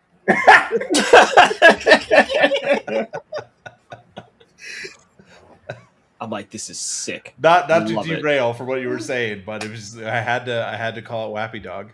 Hey, with Red Octane made it. It's part of history. It There is you part go. of It is history. part of history. You put this evil on us. No, I'm in. I would look at it just to see how fucking weird it is. Sometimes it's okay to look at hot garbage just so you know what not to do. Right? You go, ooh, okay. Right? Sometimes we need to recalibrate where the bar is. That I know I'm actually being serious here. Bad games are a necessary thing. Throw away just trash games are a type of necessary evil because it will show exactly what we are and are not willing to tolerate, right? And we always are constantly recalibrating in this industry according to those standards, right? I hate to say it, but it's like the Overton window of fucking what's allowed in video games is kind of a constant shifting nebulous beast. But I think that's it for Memory Card Chronicles this week. And so it's about time for us to tell you to buy our shit It's good shit, but it is our shit. It's like, we've got shit for you to buy. Buy it. At least it's not Wappy Dog. But keep it up. And if you guys don't buy something, I'm going to make a Wappy Dog merch happen. And it's going to be some real... You remember how I just got done talking about cataracts? You're going to have cataracts if I get... Save us. Grandpa's going crazy again. Let's He's gonna make sure he fucking gets a do nap it. in. He's going to do it. I got the picture. All right, guys. So, of course, we're going to drop a little bit of merch knowledge down you guys here. But yeah, if I actually just sold one of these guys this week to one of my coworkers, Connor. So shout out to Connor if you're watching. Thanks, man. I appreciate you. I was going to use your photo tonight, but I didn't get your permission. So it's all good. I'll put it on social media after I get your permission. But class, quick timeout before we continue. I want to ask you guys something about our merch. So have you ever been in the middle of a late night grind, ranked match online, hands locked in, focus maxed out, but you're just a little too cold? Turn up the heat, or you can just spend money with us and buy this hoodie. Yeah, that's where we come in. The Gamer Quotient Gamer Hoodie is not just a hoodie. This is the loadout gear that you need and you want. We're talking about a clean, bold Gamer Quotient branding, comfortable enough for those all night sessions, stylish enough to wear on stream, off stream, or out in the wild, and built for that perfect balance of cozy and competitive energy. This is the hoodie you throw on when it's time to log in, when it's time to focus up, queue up, and level up. So whether you're grinding ranked, hosting your own stream, or just repping the academy, you already know what to do. GamerQuotient-shop.fourthwall.com. Check it out.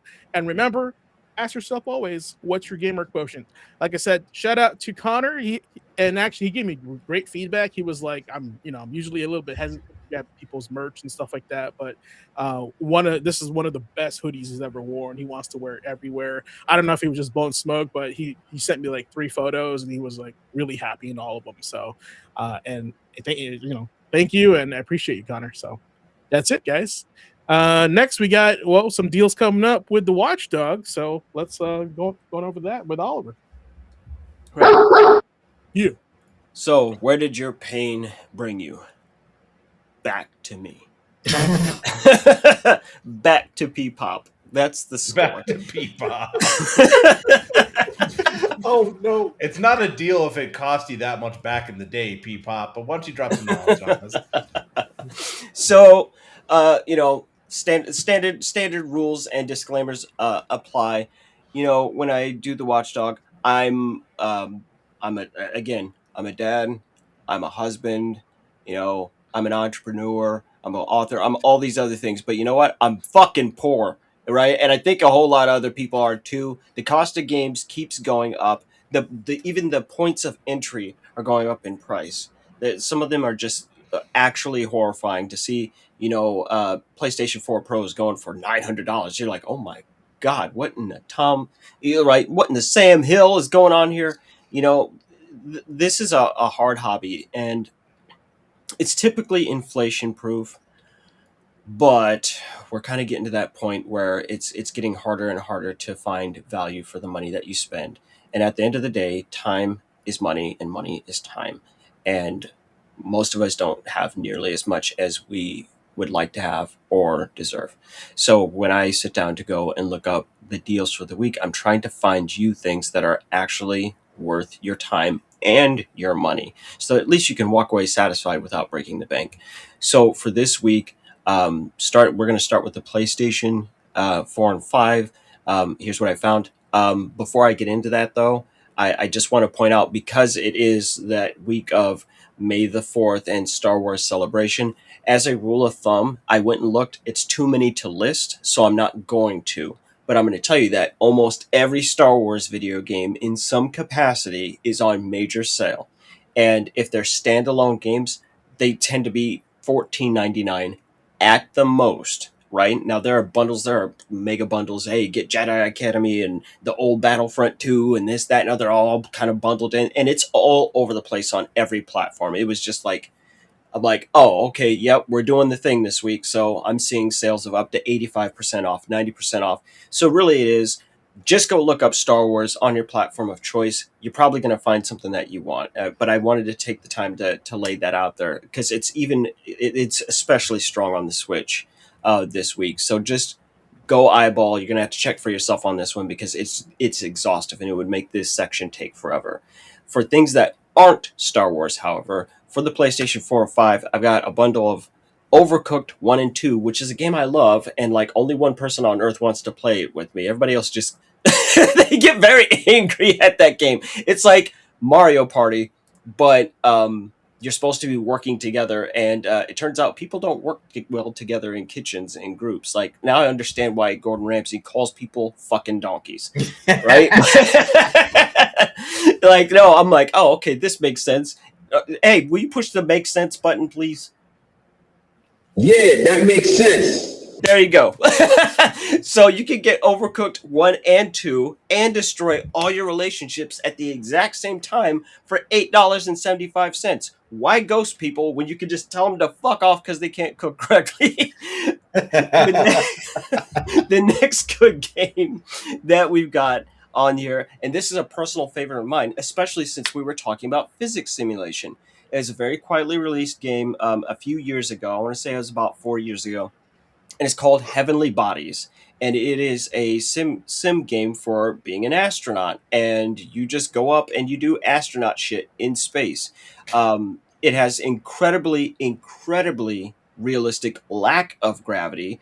And they have you solving, like, realistic space station problems and all that. I adored it. I adored it so much, I bought it twice and platted it twice.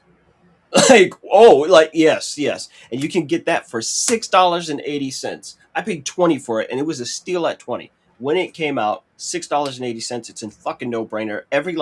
Basically once a year, I just play it on stream just to watch people watch the absolute tomfoolery that's going to go down. If we jump over to the Xbox, going back to previous weeks where we were talking about State of Decay 3 and the alpha test signups that they just had, well, State of Decay 2 is on sale for a massive discount for $7.49. I just recently got a couple of homies into that. It's terrific. I don't like State of Decay 1. I love the ideas that it had. It's a perfect case or perfect playbook of you didn't do this right, but don't be discouraged. Come back and do this again and see how it's going to develop. And State of Decay 2 is one of the best roguelike games that I've ever played in my life. I'm saying that very loosely, but let's put it this way: my wife plays a handful of games. Right? She's going to sit down and play Skyrim, Tetris, Need for Speed, Civilization, Power Wash Simulator, and then out of nowhere, bam! State of Decay 2. She's like, "Let's go on Nightmare. Let's fucking do it, bitch. Let's go." I'm like, "Who are you?" No, she loves State of Decay 2. Right, we go out there and big dog, big nuts. We don't play. And yet there is right? still no talk of burnout in your household. No, because she will lose her goddamn mind. I can't do it. I have to keep the beast contained. Right. I need you to think of the smallest version of the Incredible Hulk that you can think of. Little mini Hulk. It's like, no, she loses her mind. It's like it's a little teeny tiny. Little mini Hulk sounded like a cross between Macho Man and Vern Troyer. Kind of, yes. Yeah, that's basically it. I'm like, oh, you just get mean. Right? You're a mean racer. Ew, I don't want to do that. But yes, you can get State of Decay, like I said, for $7.49, so $7.50. State of Decay 2, especially with it obviously making the trail or it's making the curve around the bend to release. It's a great way to get in to find out what the franchise is about. I would say don't play the first. Like, just play 2. You don't need to play 1 to really understand what's happening. It's a great time.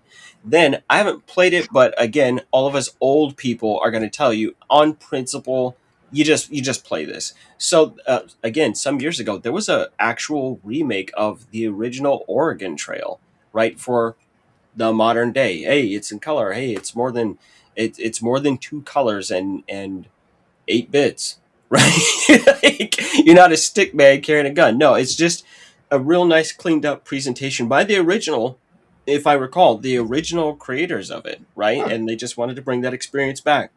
And That's up on Xbox for $9.89. As I already said, with Nintendo Switch, they seem to have the most deals on the Star Wars stuff, so I didn't really cover the Switch this week. It's just go look, turn on your Switch, and you're if you're looking for something Star Wars, you're gonna find it. And then finally for Steam, I wanted to make a point to, again, for just oddball weirdness, Spore, one of the most deeply controversial games released in the 21st century, and probably the start of the DRM woes that plague us to this day, can be had for $5 on Steam. Now, in a game that will let you make an alien race of actual dicks, yeah, that's worth $5. Like the nonsense that people get up to, like, hey, you want to make this? You want to make a alien species that's just a penis walking around shooting lasers and causing intergalactic terror? Like, yeah, sure, why not? That'd be $5. You know what? I spent $5 on way dumber shit, so let's go. Right? Spore was very, very contentious, but Spore is really kind of fun if you just accept the game for what it is and not what you wished it was.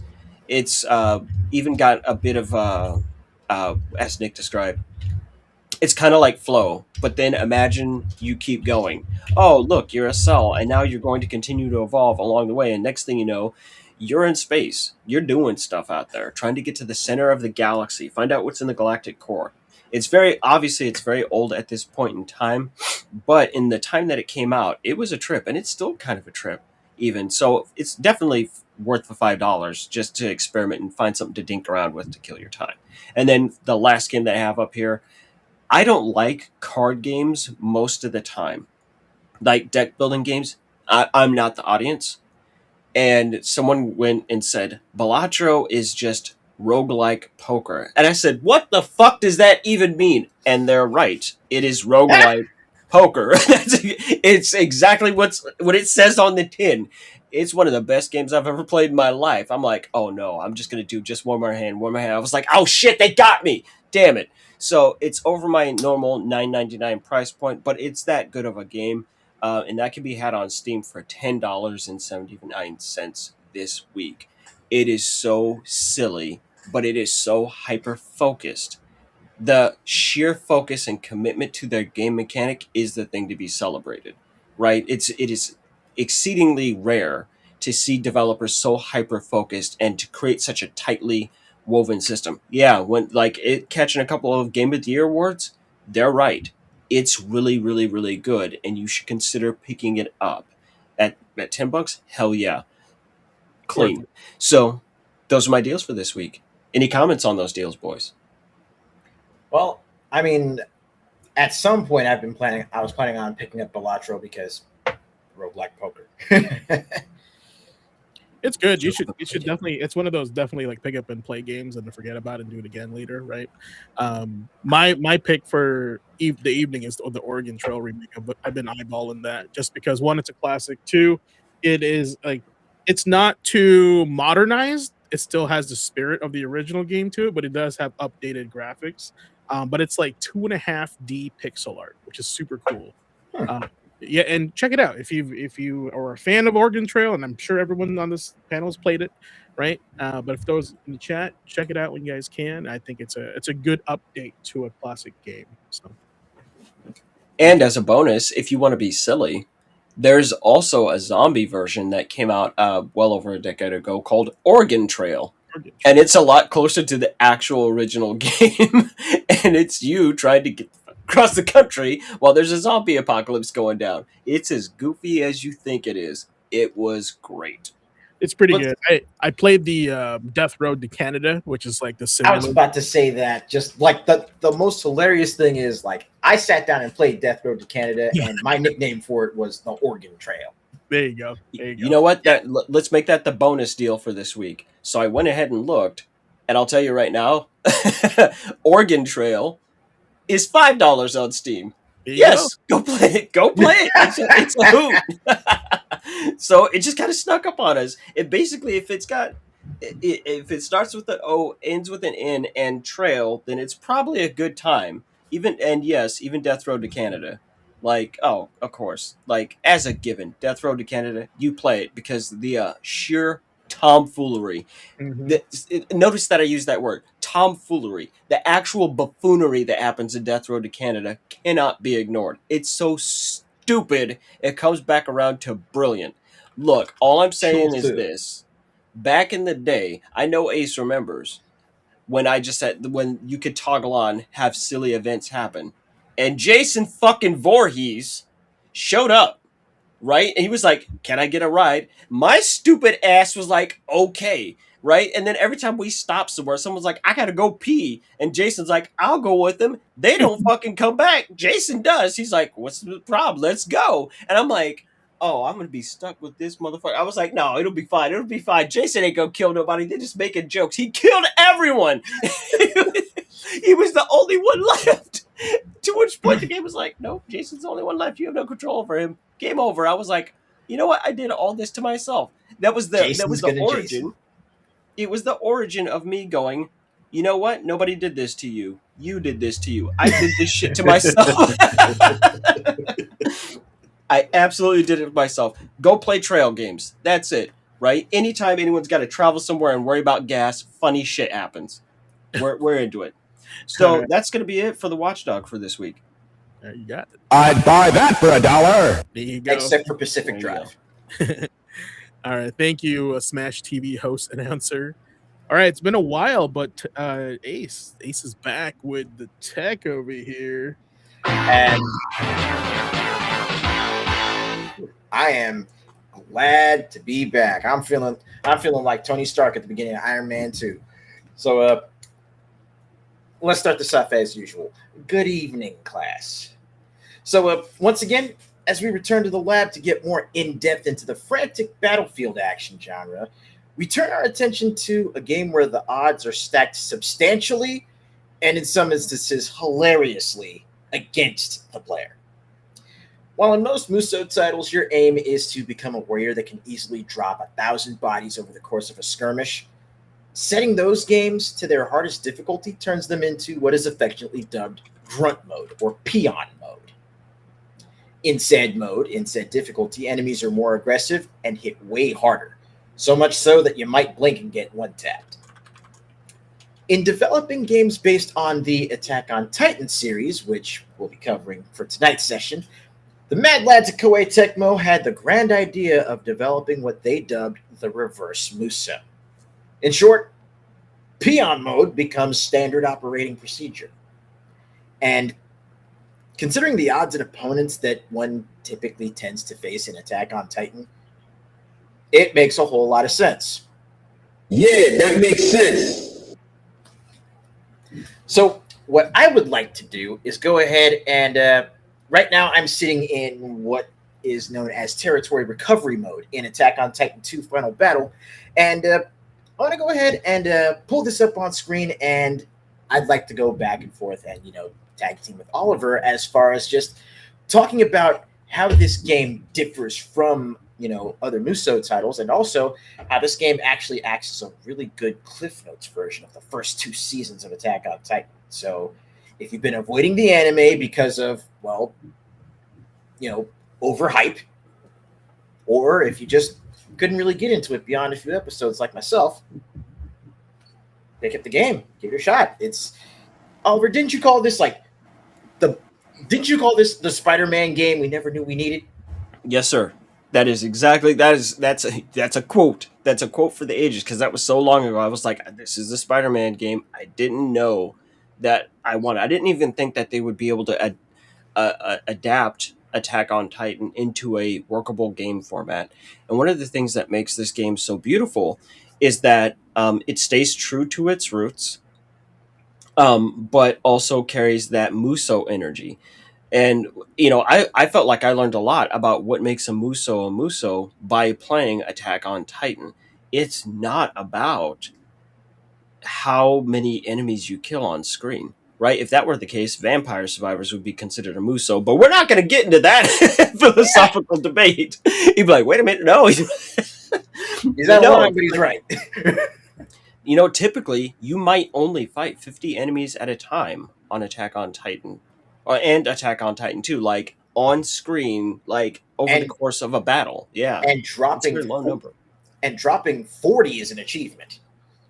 Yeah, just popping 30, 40, 50 of these guys on a map, but they are so monstrously huge. They're such an actual threat. You'd be like, well, all you got to do is just not get grabbed. Well, it's a little bit more complicated than that. As Aces is going to show, there are several mechanics at play. First and foremost, there's complete limb targeting, right? So you need to attack at joints, knees, at the elbow, right? And of course, in classic Attack on Titan fashion, you need to attack the nape of the neck in order to get the kill. But what makes things so intriguing is the fact that a lot of upgrade parts and things like that come off of destroying limbs.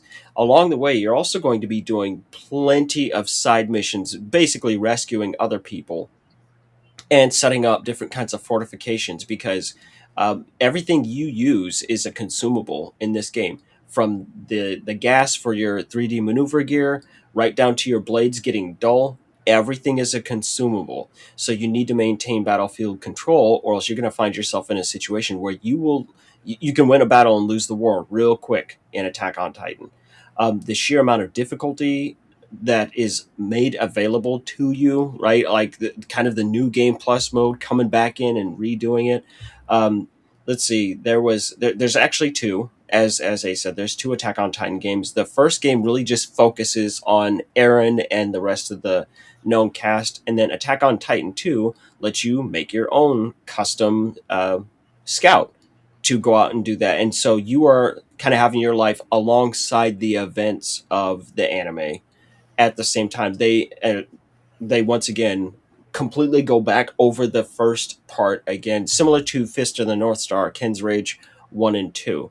So Ken's Rage, the original that came out, and I want to say it was in 2010, covered a good chunk of Fist of the North Star, but not all of it. Meanwhile, Ken's Rage 2 covers all of Fist of the North Star from the start of this series to the very end of it.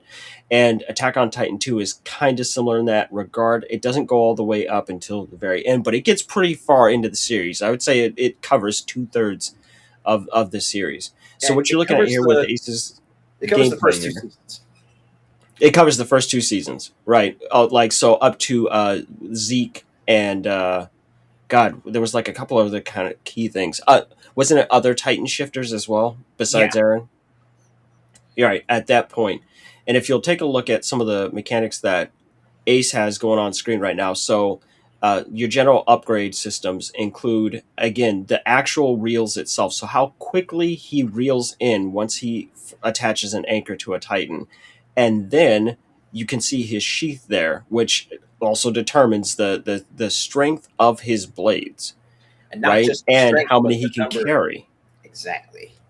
And on top of that, like, it doesn't just like it's not just that it's not just the speed of how quickly I can reel in, but also how long I can actually stay attached as well. And how fast you can rotate around a Titan while attached to them, because some of these little bastards get slick and they will turn to face you very, very, very fast.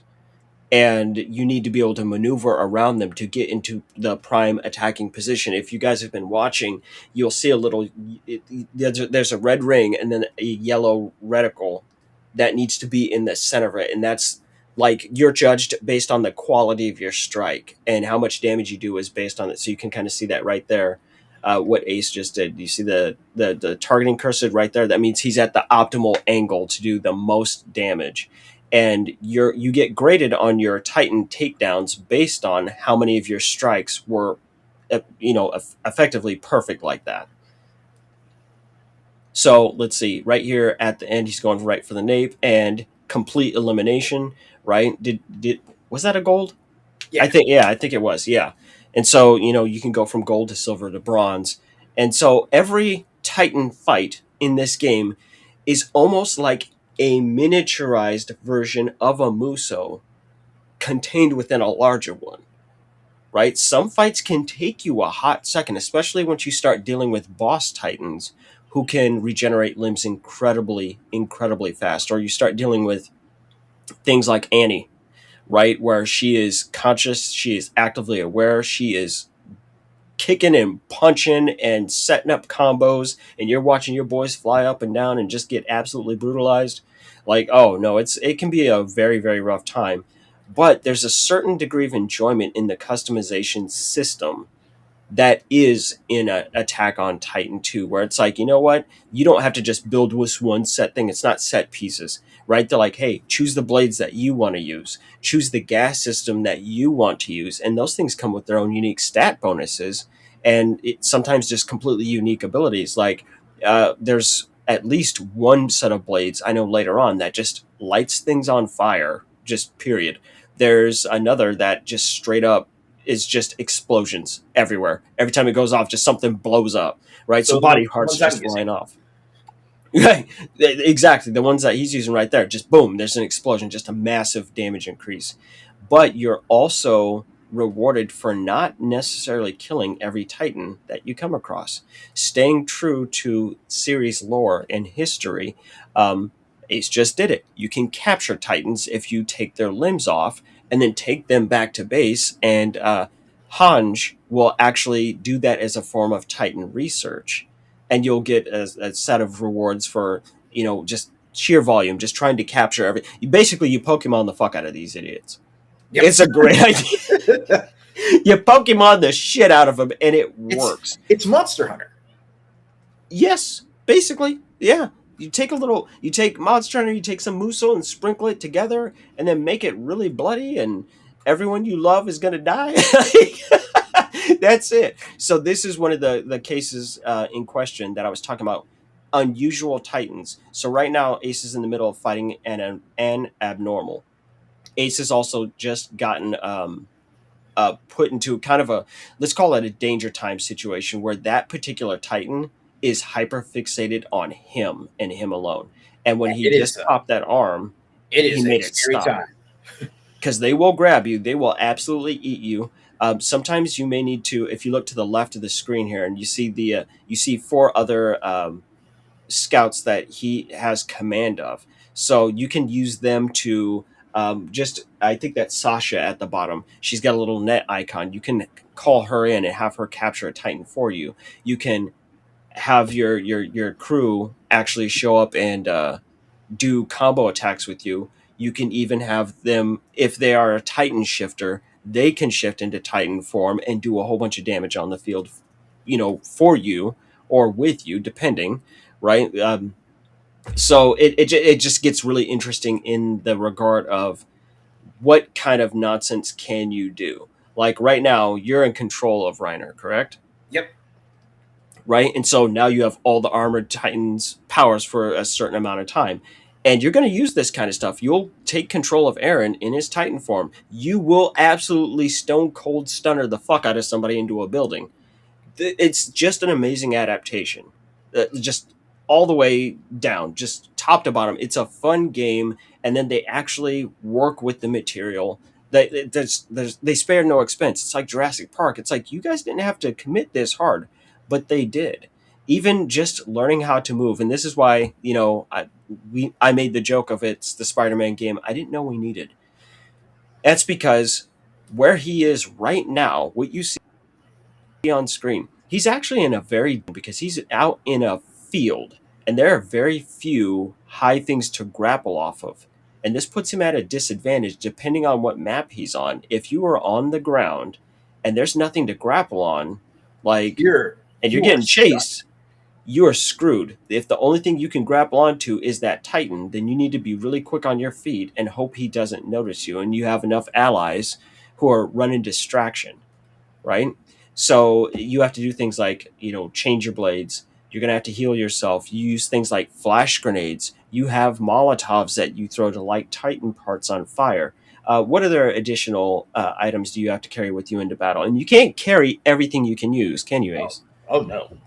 I mean, aside from the different stuff that you can throw, there's also just the fact that you'll need to make sure that you have enough healing items and base construction items as well. Mm-hmm. Because another part of your success in the field is making sure that you can construct bases not only to mine supplies, but also to allow you to resupply your blades, your ammunition, and of course, your gas, so that way you can get around the field as quickly as possible outside of riding on horseback. But what the big thing that this game tends to focus on, the the meat and potatoes of navigating Attack on Titan, is recognizing the fact that you face off against even the little midget titans, the little toddlers, Mm-hmm. and you are 2 swings away from being permanently put out of commission. So you have to be quick on your feet, you have to be quick on your weapons, and you have to be quick on your supplies. This game teaches you to think on your feet. Truly, in a way that other Musou games just don't. It's definitely and we didn't even get into incredibly robust multiplayer.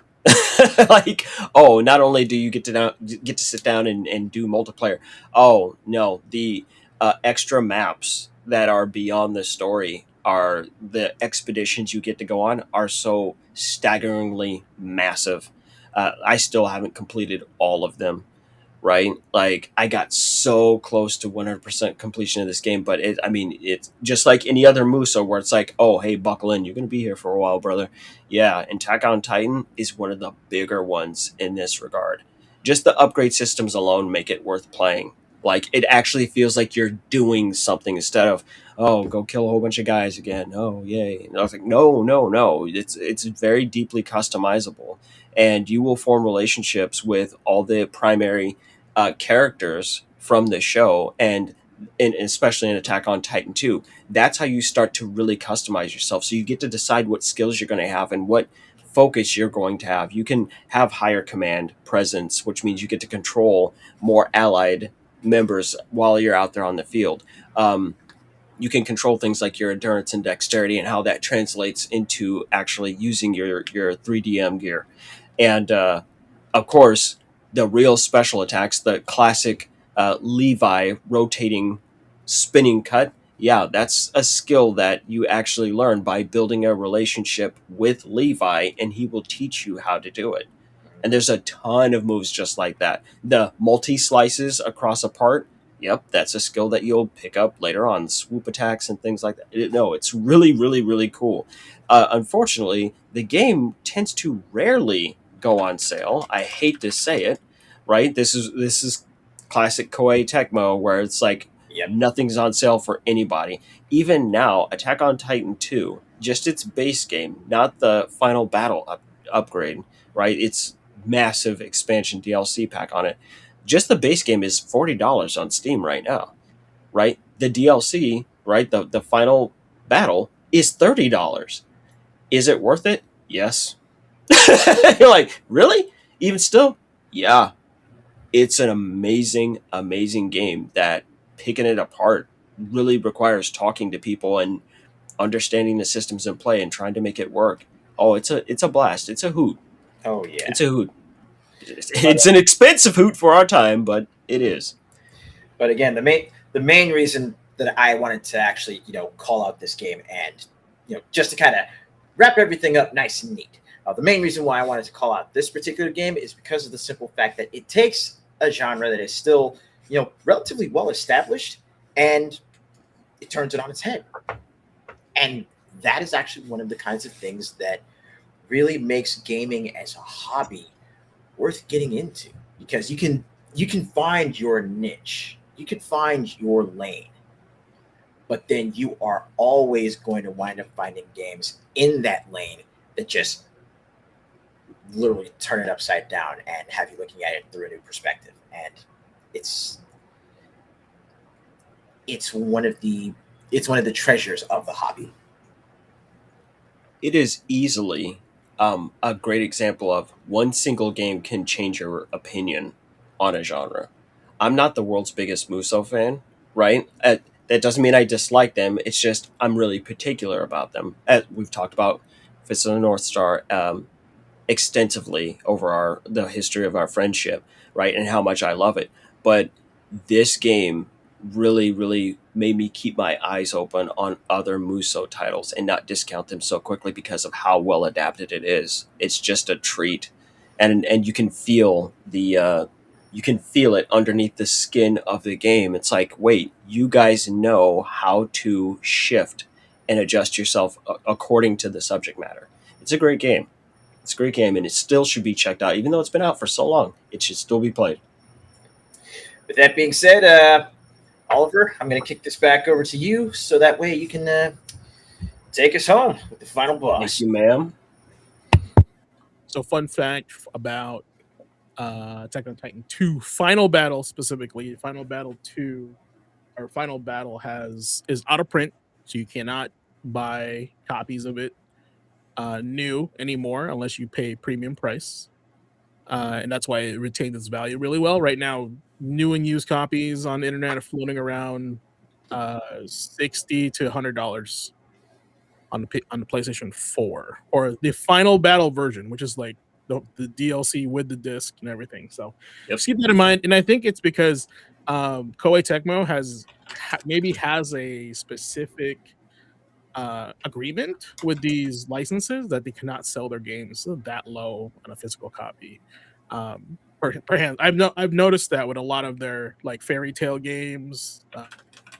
The Berserk game is incredibly hard to find. So a lot of their third-party licensed titles.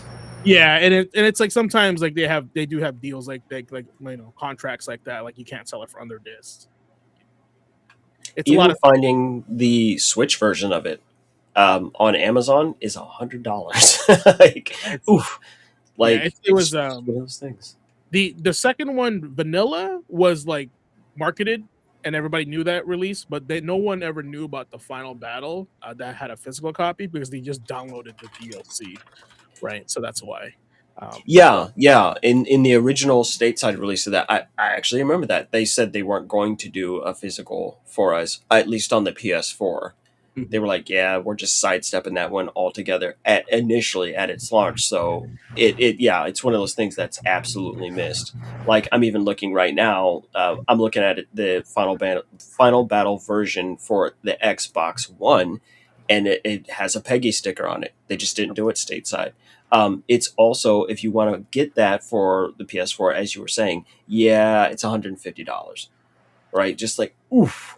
It's a collector's item now. Let's just feel that. If you're lucky, sometimes Video Games Plus, it's a store in New York. They do re-release reprints through them. They pretty much put the money down with these companies, and they say, hey, we can sell it if you give us, if you let us print X amount.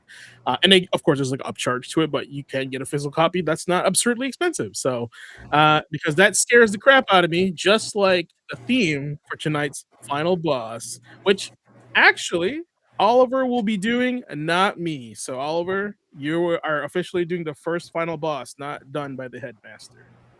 There we go. Well, it's a privilege to get to sit down and be able to be the last motherfucker you need to deal with. You thought you were fighting Bison, and Akuma just showed up. Because when it comes to game philosophy, that is something I take very seriously. And what we're going to do tonight is we're going to talk about something that we don't usually say out loud. We're going to talk about fear. Not the fun kind of fear, like jumping at a jump scare in a horror game. I'm talking about real fear. The kind that sits in your chest when you're staring at a loading screen, or when you're about to queue up for ranked, or when you're standing in front of a boss you've already died to 15 times. Gaming is full of fear. It's in the hesitation before you open that door in Silent Hill. It's in the knot in your stomach. Sorry about that. Your audio is really scratchy, and we can only hear every other word. So is it? Am I coming across like that too? Like, am I staticky also? Did everything get weird? How about now? Yeah. Your audio and your video is not in sync though. Maybe I don't know what's going on with that. Try like leaving and coming back in the room or something.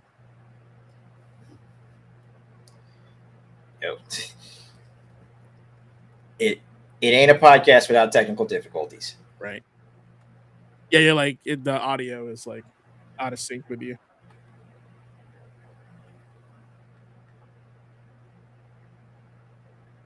All right, try it now. Yeah, nothing. Oh, he's on mute. You're unmuted. You're muted. In the studio, you're muted. God. Can I unmute? Oh, you mute. Yeah, you have to unmute yourself.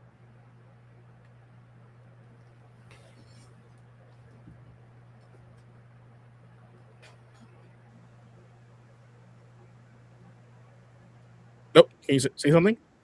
I'm still here. I can't hear him. Can you hear him? Can you hear him, Ace? Or no. Nah. No. Yep. Yeah, it was weird. It was like choppy. Yes. I can't hear. It's kind of important to hear him in the final boss battle lot. So.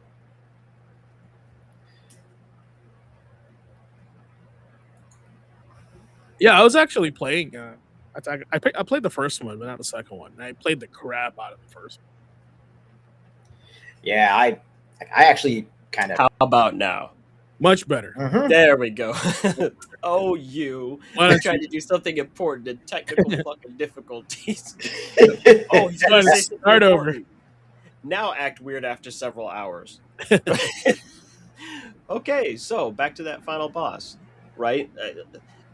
We finally have weird DLC cut-in of me, right? Your surprise boss, and this is the one place where the bug shows up. Okay, I see how it is. All right, video games got jokes. That's Never understandable. fails.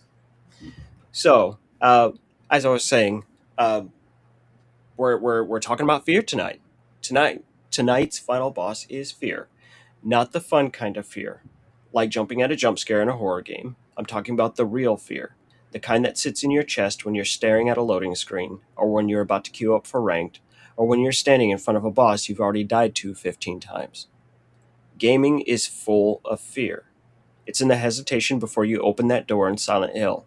It's in the knot in your stomach when you're one hit away from losing everything in Dark Souls.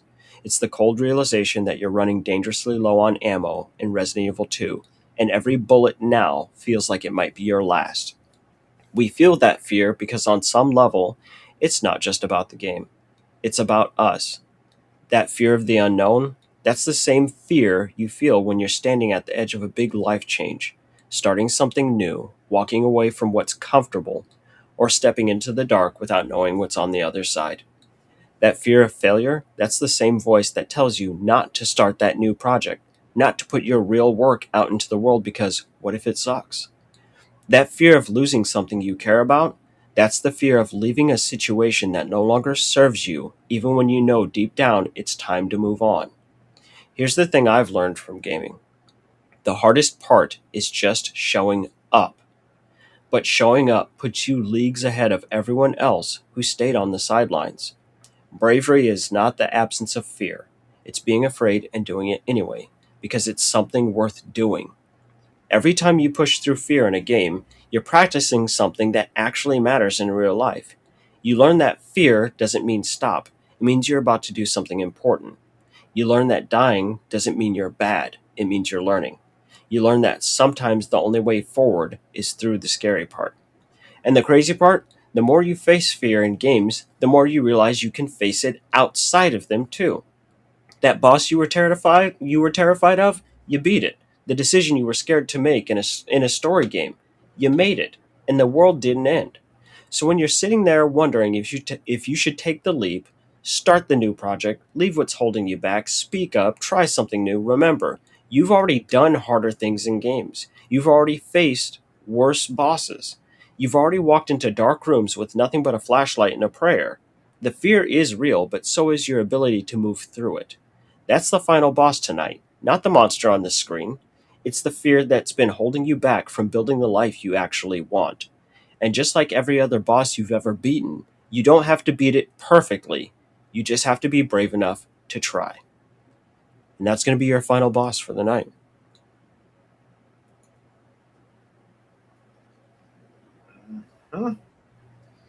There we go. Awesome.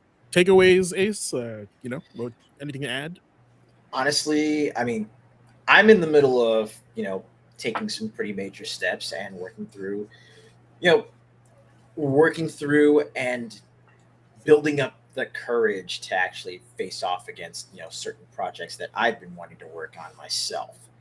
And now that I've actually stepped through the scary part,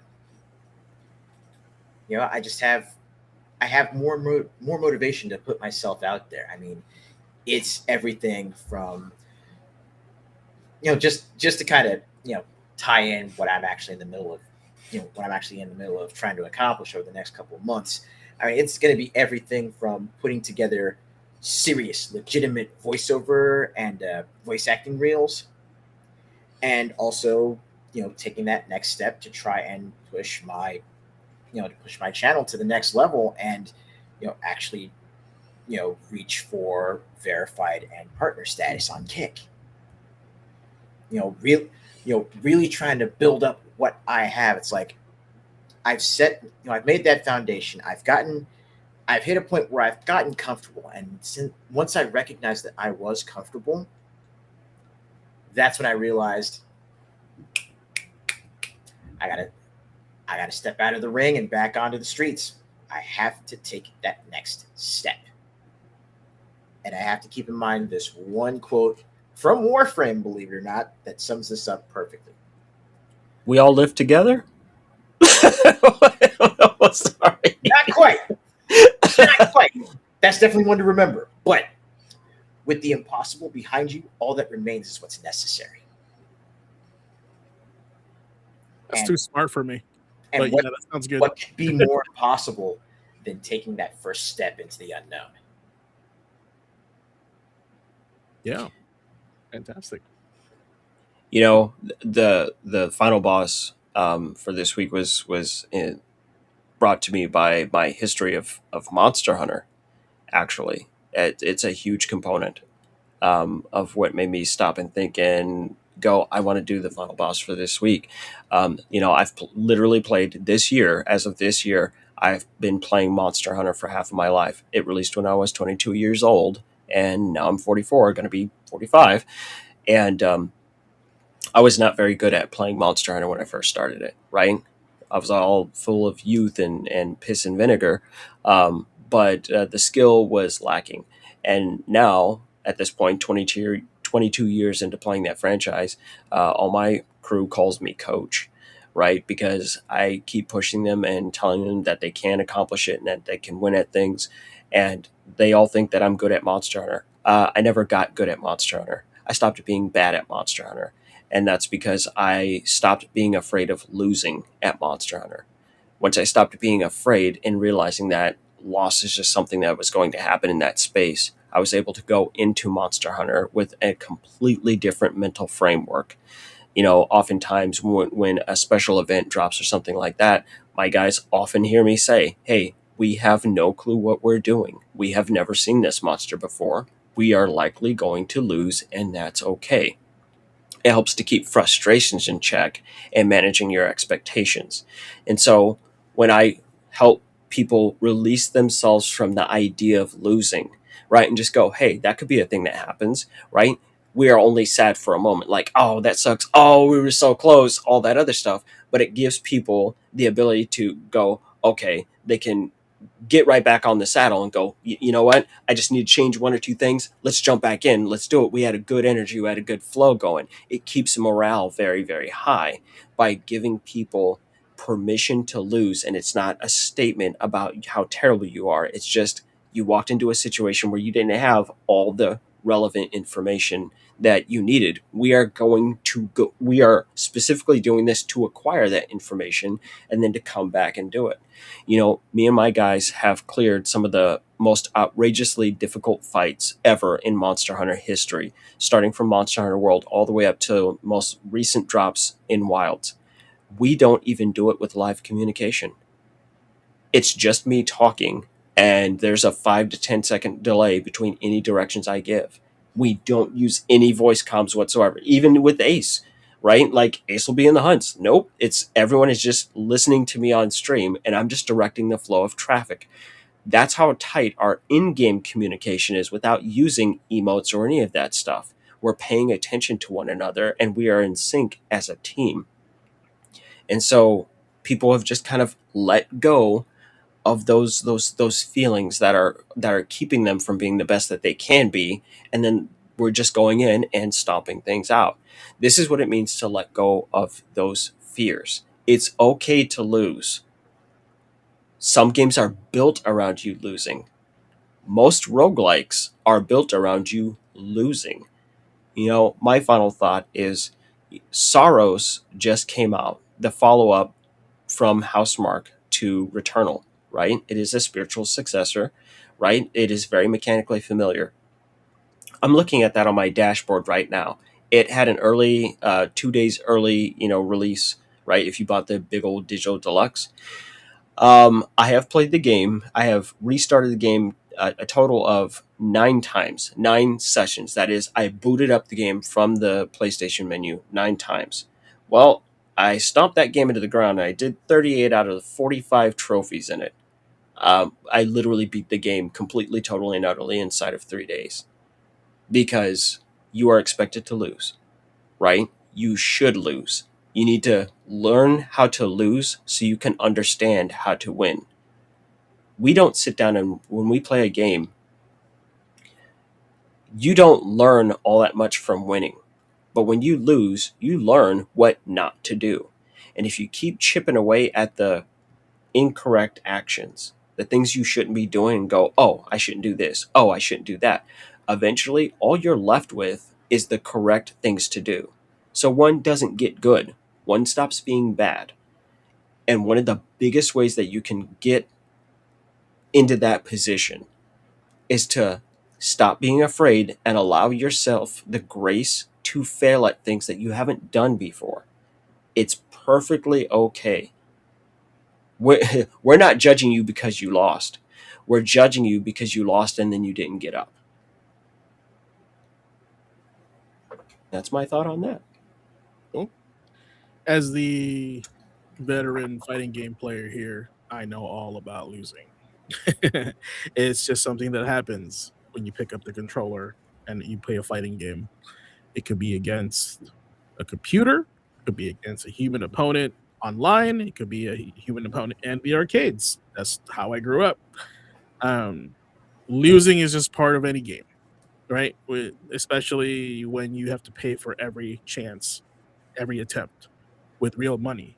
When you don't have a lot of it, you want to do, you want to change things up. You want to make things better because you cannot afford to literally play that again and again and again. So I might sound a little bit dated, but that's just how it was for me when I was younger. And to add fear to that, I would say that, it feels bad to lose, and especially in front of a crowd.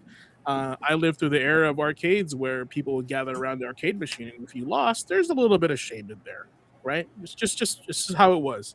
But the more you lose, the more you just shrug it off and you just try again. Just like what Oliver said, it's you learn more by losing than winning, and it's just part of the game. Losing is part of the game, so keep that in mind the next time you're playing a game, especially online when people are watching. Because I do that. I play a lot of Tekken online, as you guys can see. Andre knows that and Blue Riot Bot knows that I grind online to get to Tekken God, and it was not an easy climb. There was a lot of losses in there, a lot of salty nights, right? But we did it anyway. We got back up on there. We just grinded it out, and eventually we got there. So that was my take on tonight's gaming, where losing is just part of the battle, right? And the more you lose, the less you're afraid. So keep on losing. That's my take on that. All right, guys. Any last takeaways before we close out for tonight? No, nothing major from here. It's been a hell of a ride. It was a good shakeup to the usual rotation. Yeah. How do you guys feel about it? Do it again? Yeah. Well, what I think is important is that if you're in a time zone right now where Taco Bell is still open, you need to get your ass there, right? I'll be headed there after the show. When someone says once in a blue moon, this is one of them. This might not happen again for another 5 to 7 years. You got to take advantage, my brother. 2031. Right? It's going to be a hot minute before Taco Tuesday and Cinco de Mayo are in sync. That's why it's called Cinco de Mayo. Get your Cinco de Mayo ass down to Taco Bell, right? And join in the reverie. There's got to be something. Go get you a Baja Blast. Y'all know that's good. They're gonna Shit. pull up this VOD years from now, and this was the message where it came from. All right, class. know. With that, class session 74 is officially in the books. Tonight we covered a lot.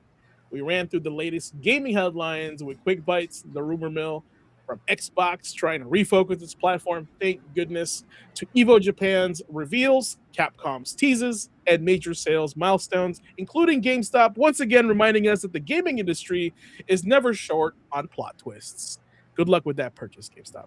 We took our weekly trip through Memory Card Chronicles, looking back at the releases and memories that shaped this week in gaming history.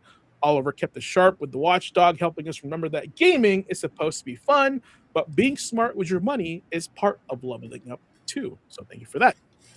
Also, Ace took us into the tech with the idea of Reverse Musou, showing us how a genre built on power fantasy can become something completely different when the player is no longer the unstoppable force, but the one trying to survive the storm. Love that. And then we ended with the final boss, Fear, because whether it's a horror game hallway, a ranked match, a boss fight, a new project, or a major life decision, fear always seems to show up. But tonight's lesson is this: fear doesn't always mean stop. Sometimes fear means you're standing right at the edge of something important. And like any great game that has taught us, you don't have to be perfect to move forward. You just have to be brave enough to press start.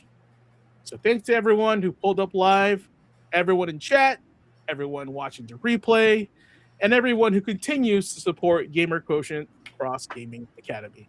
Make sure to follow us, subscribe, share the show, and of course, check out everything we're building through our links. Check out all our socials, all our AI, beacons.ai links. And of course, don't forget to support the brand and rep the academy. And ask yourself the most important question, guys. What's your gaming quotient? What's your gamer quotient? Sorry, I messed that up. Until next time, keep playing, keep learning, keep leveling up. Class dismissed. Mission complete.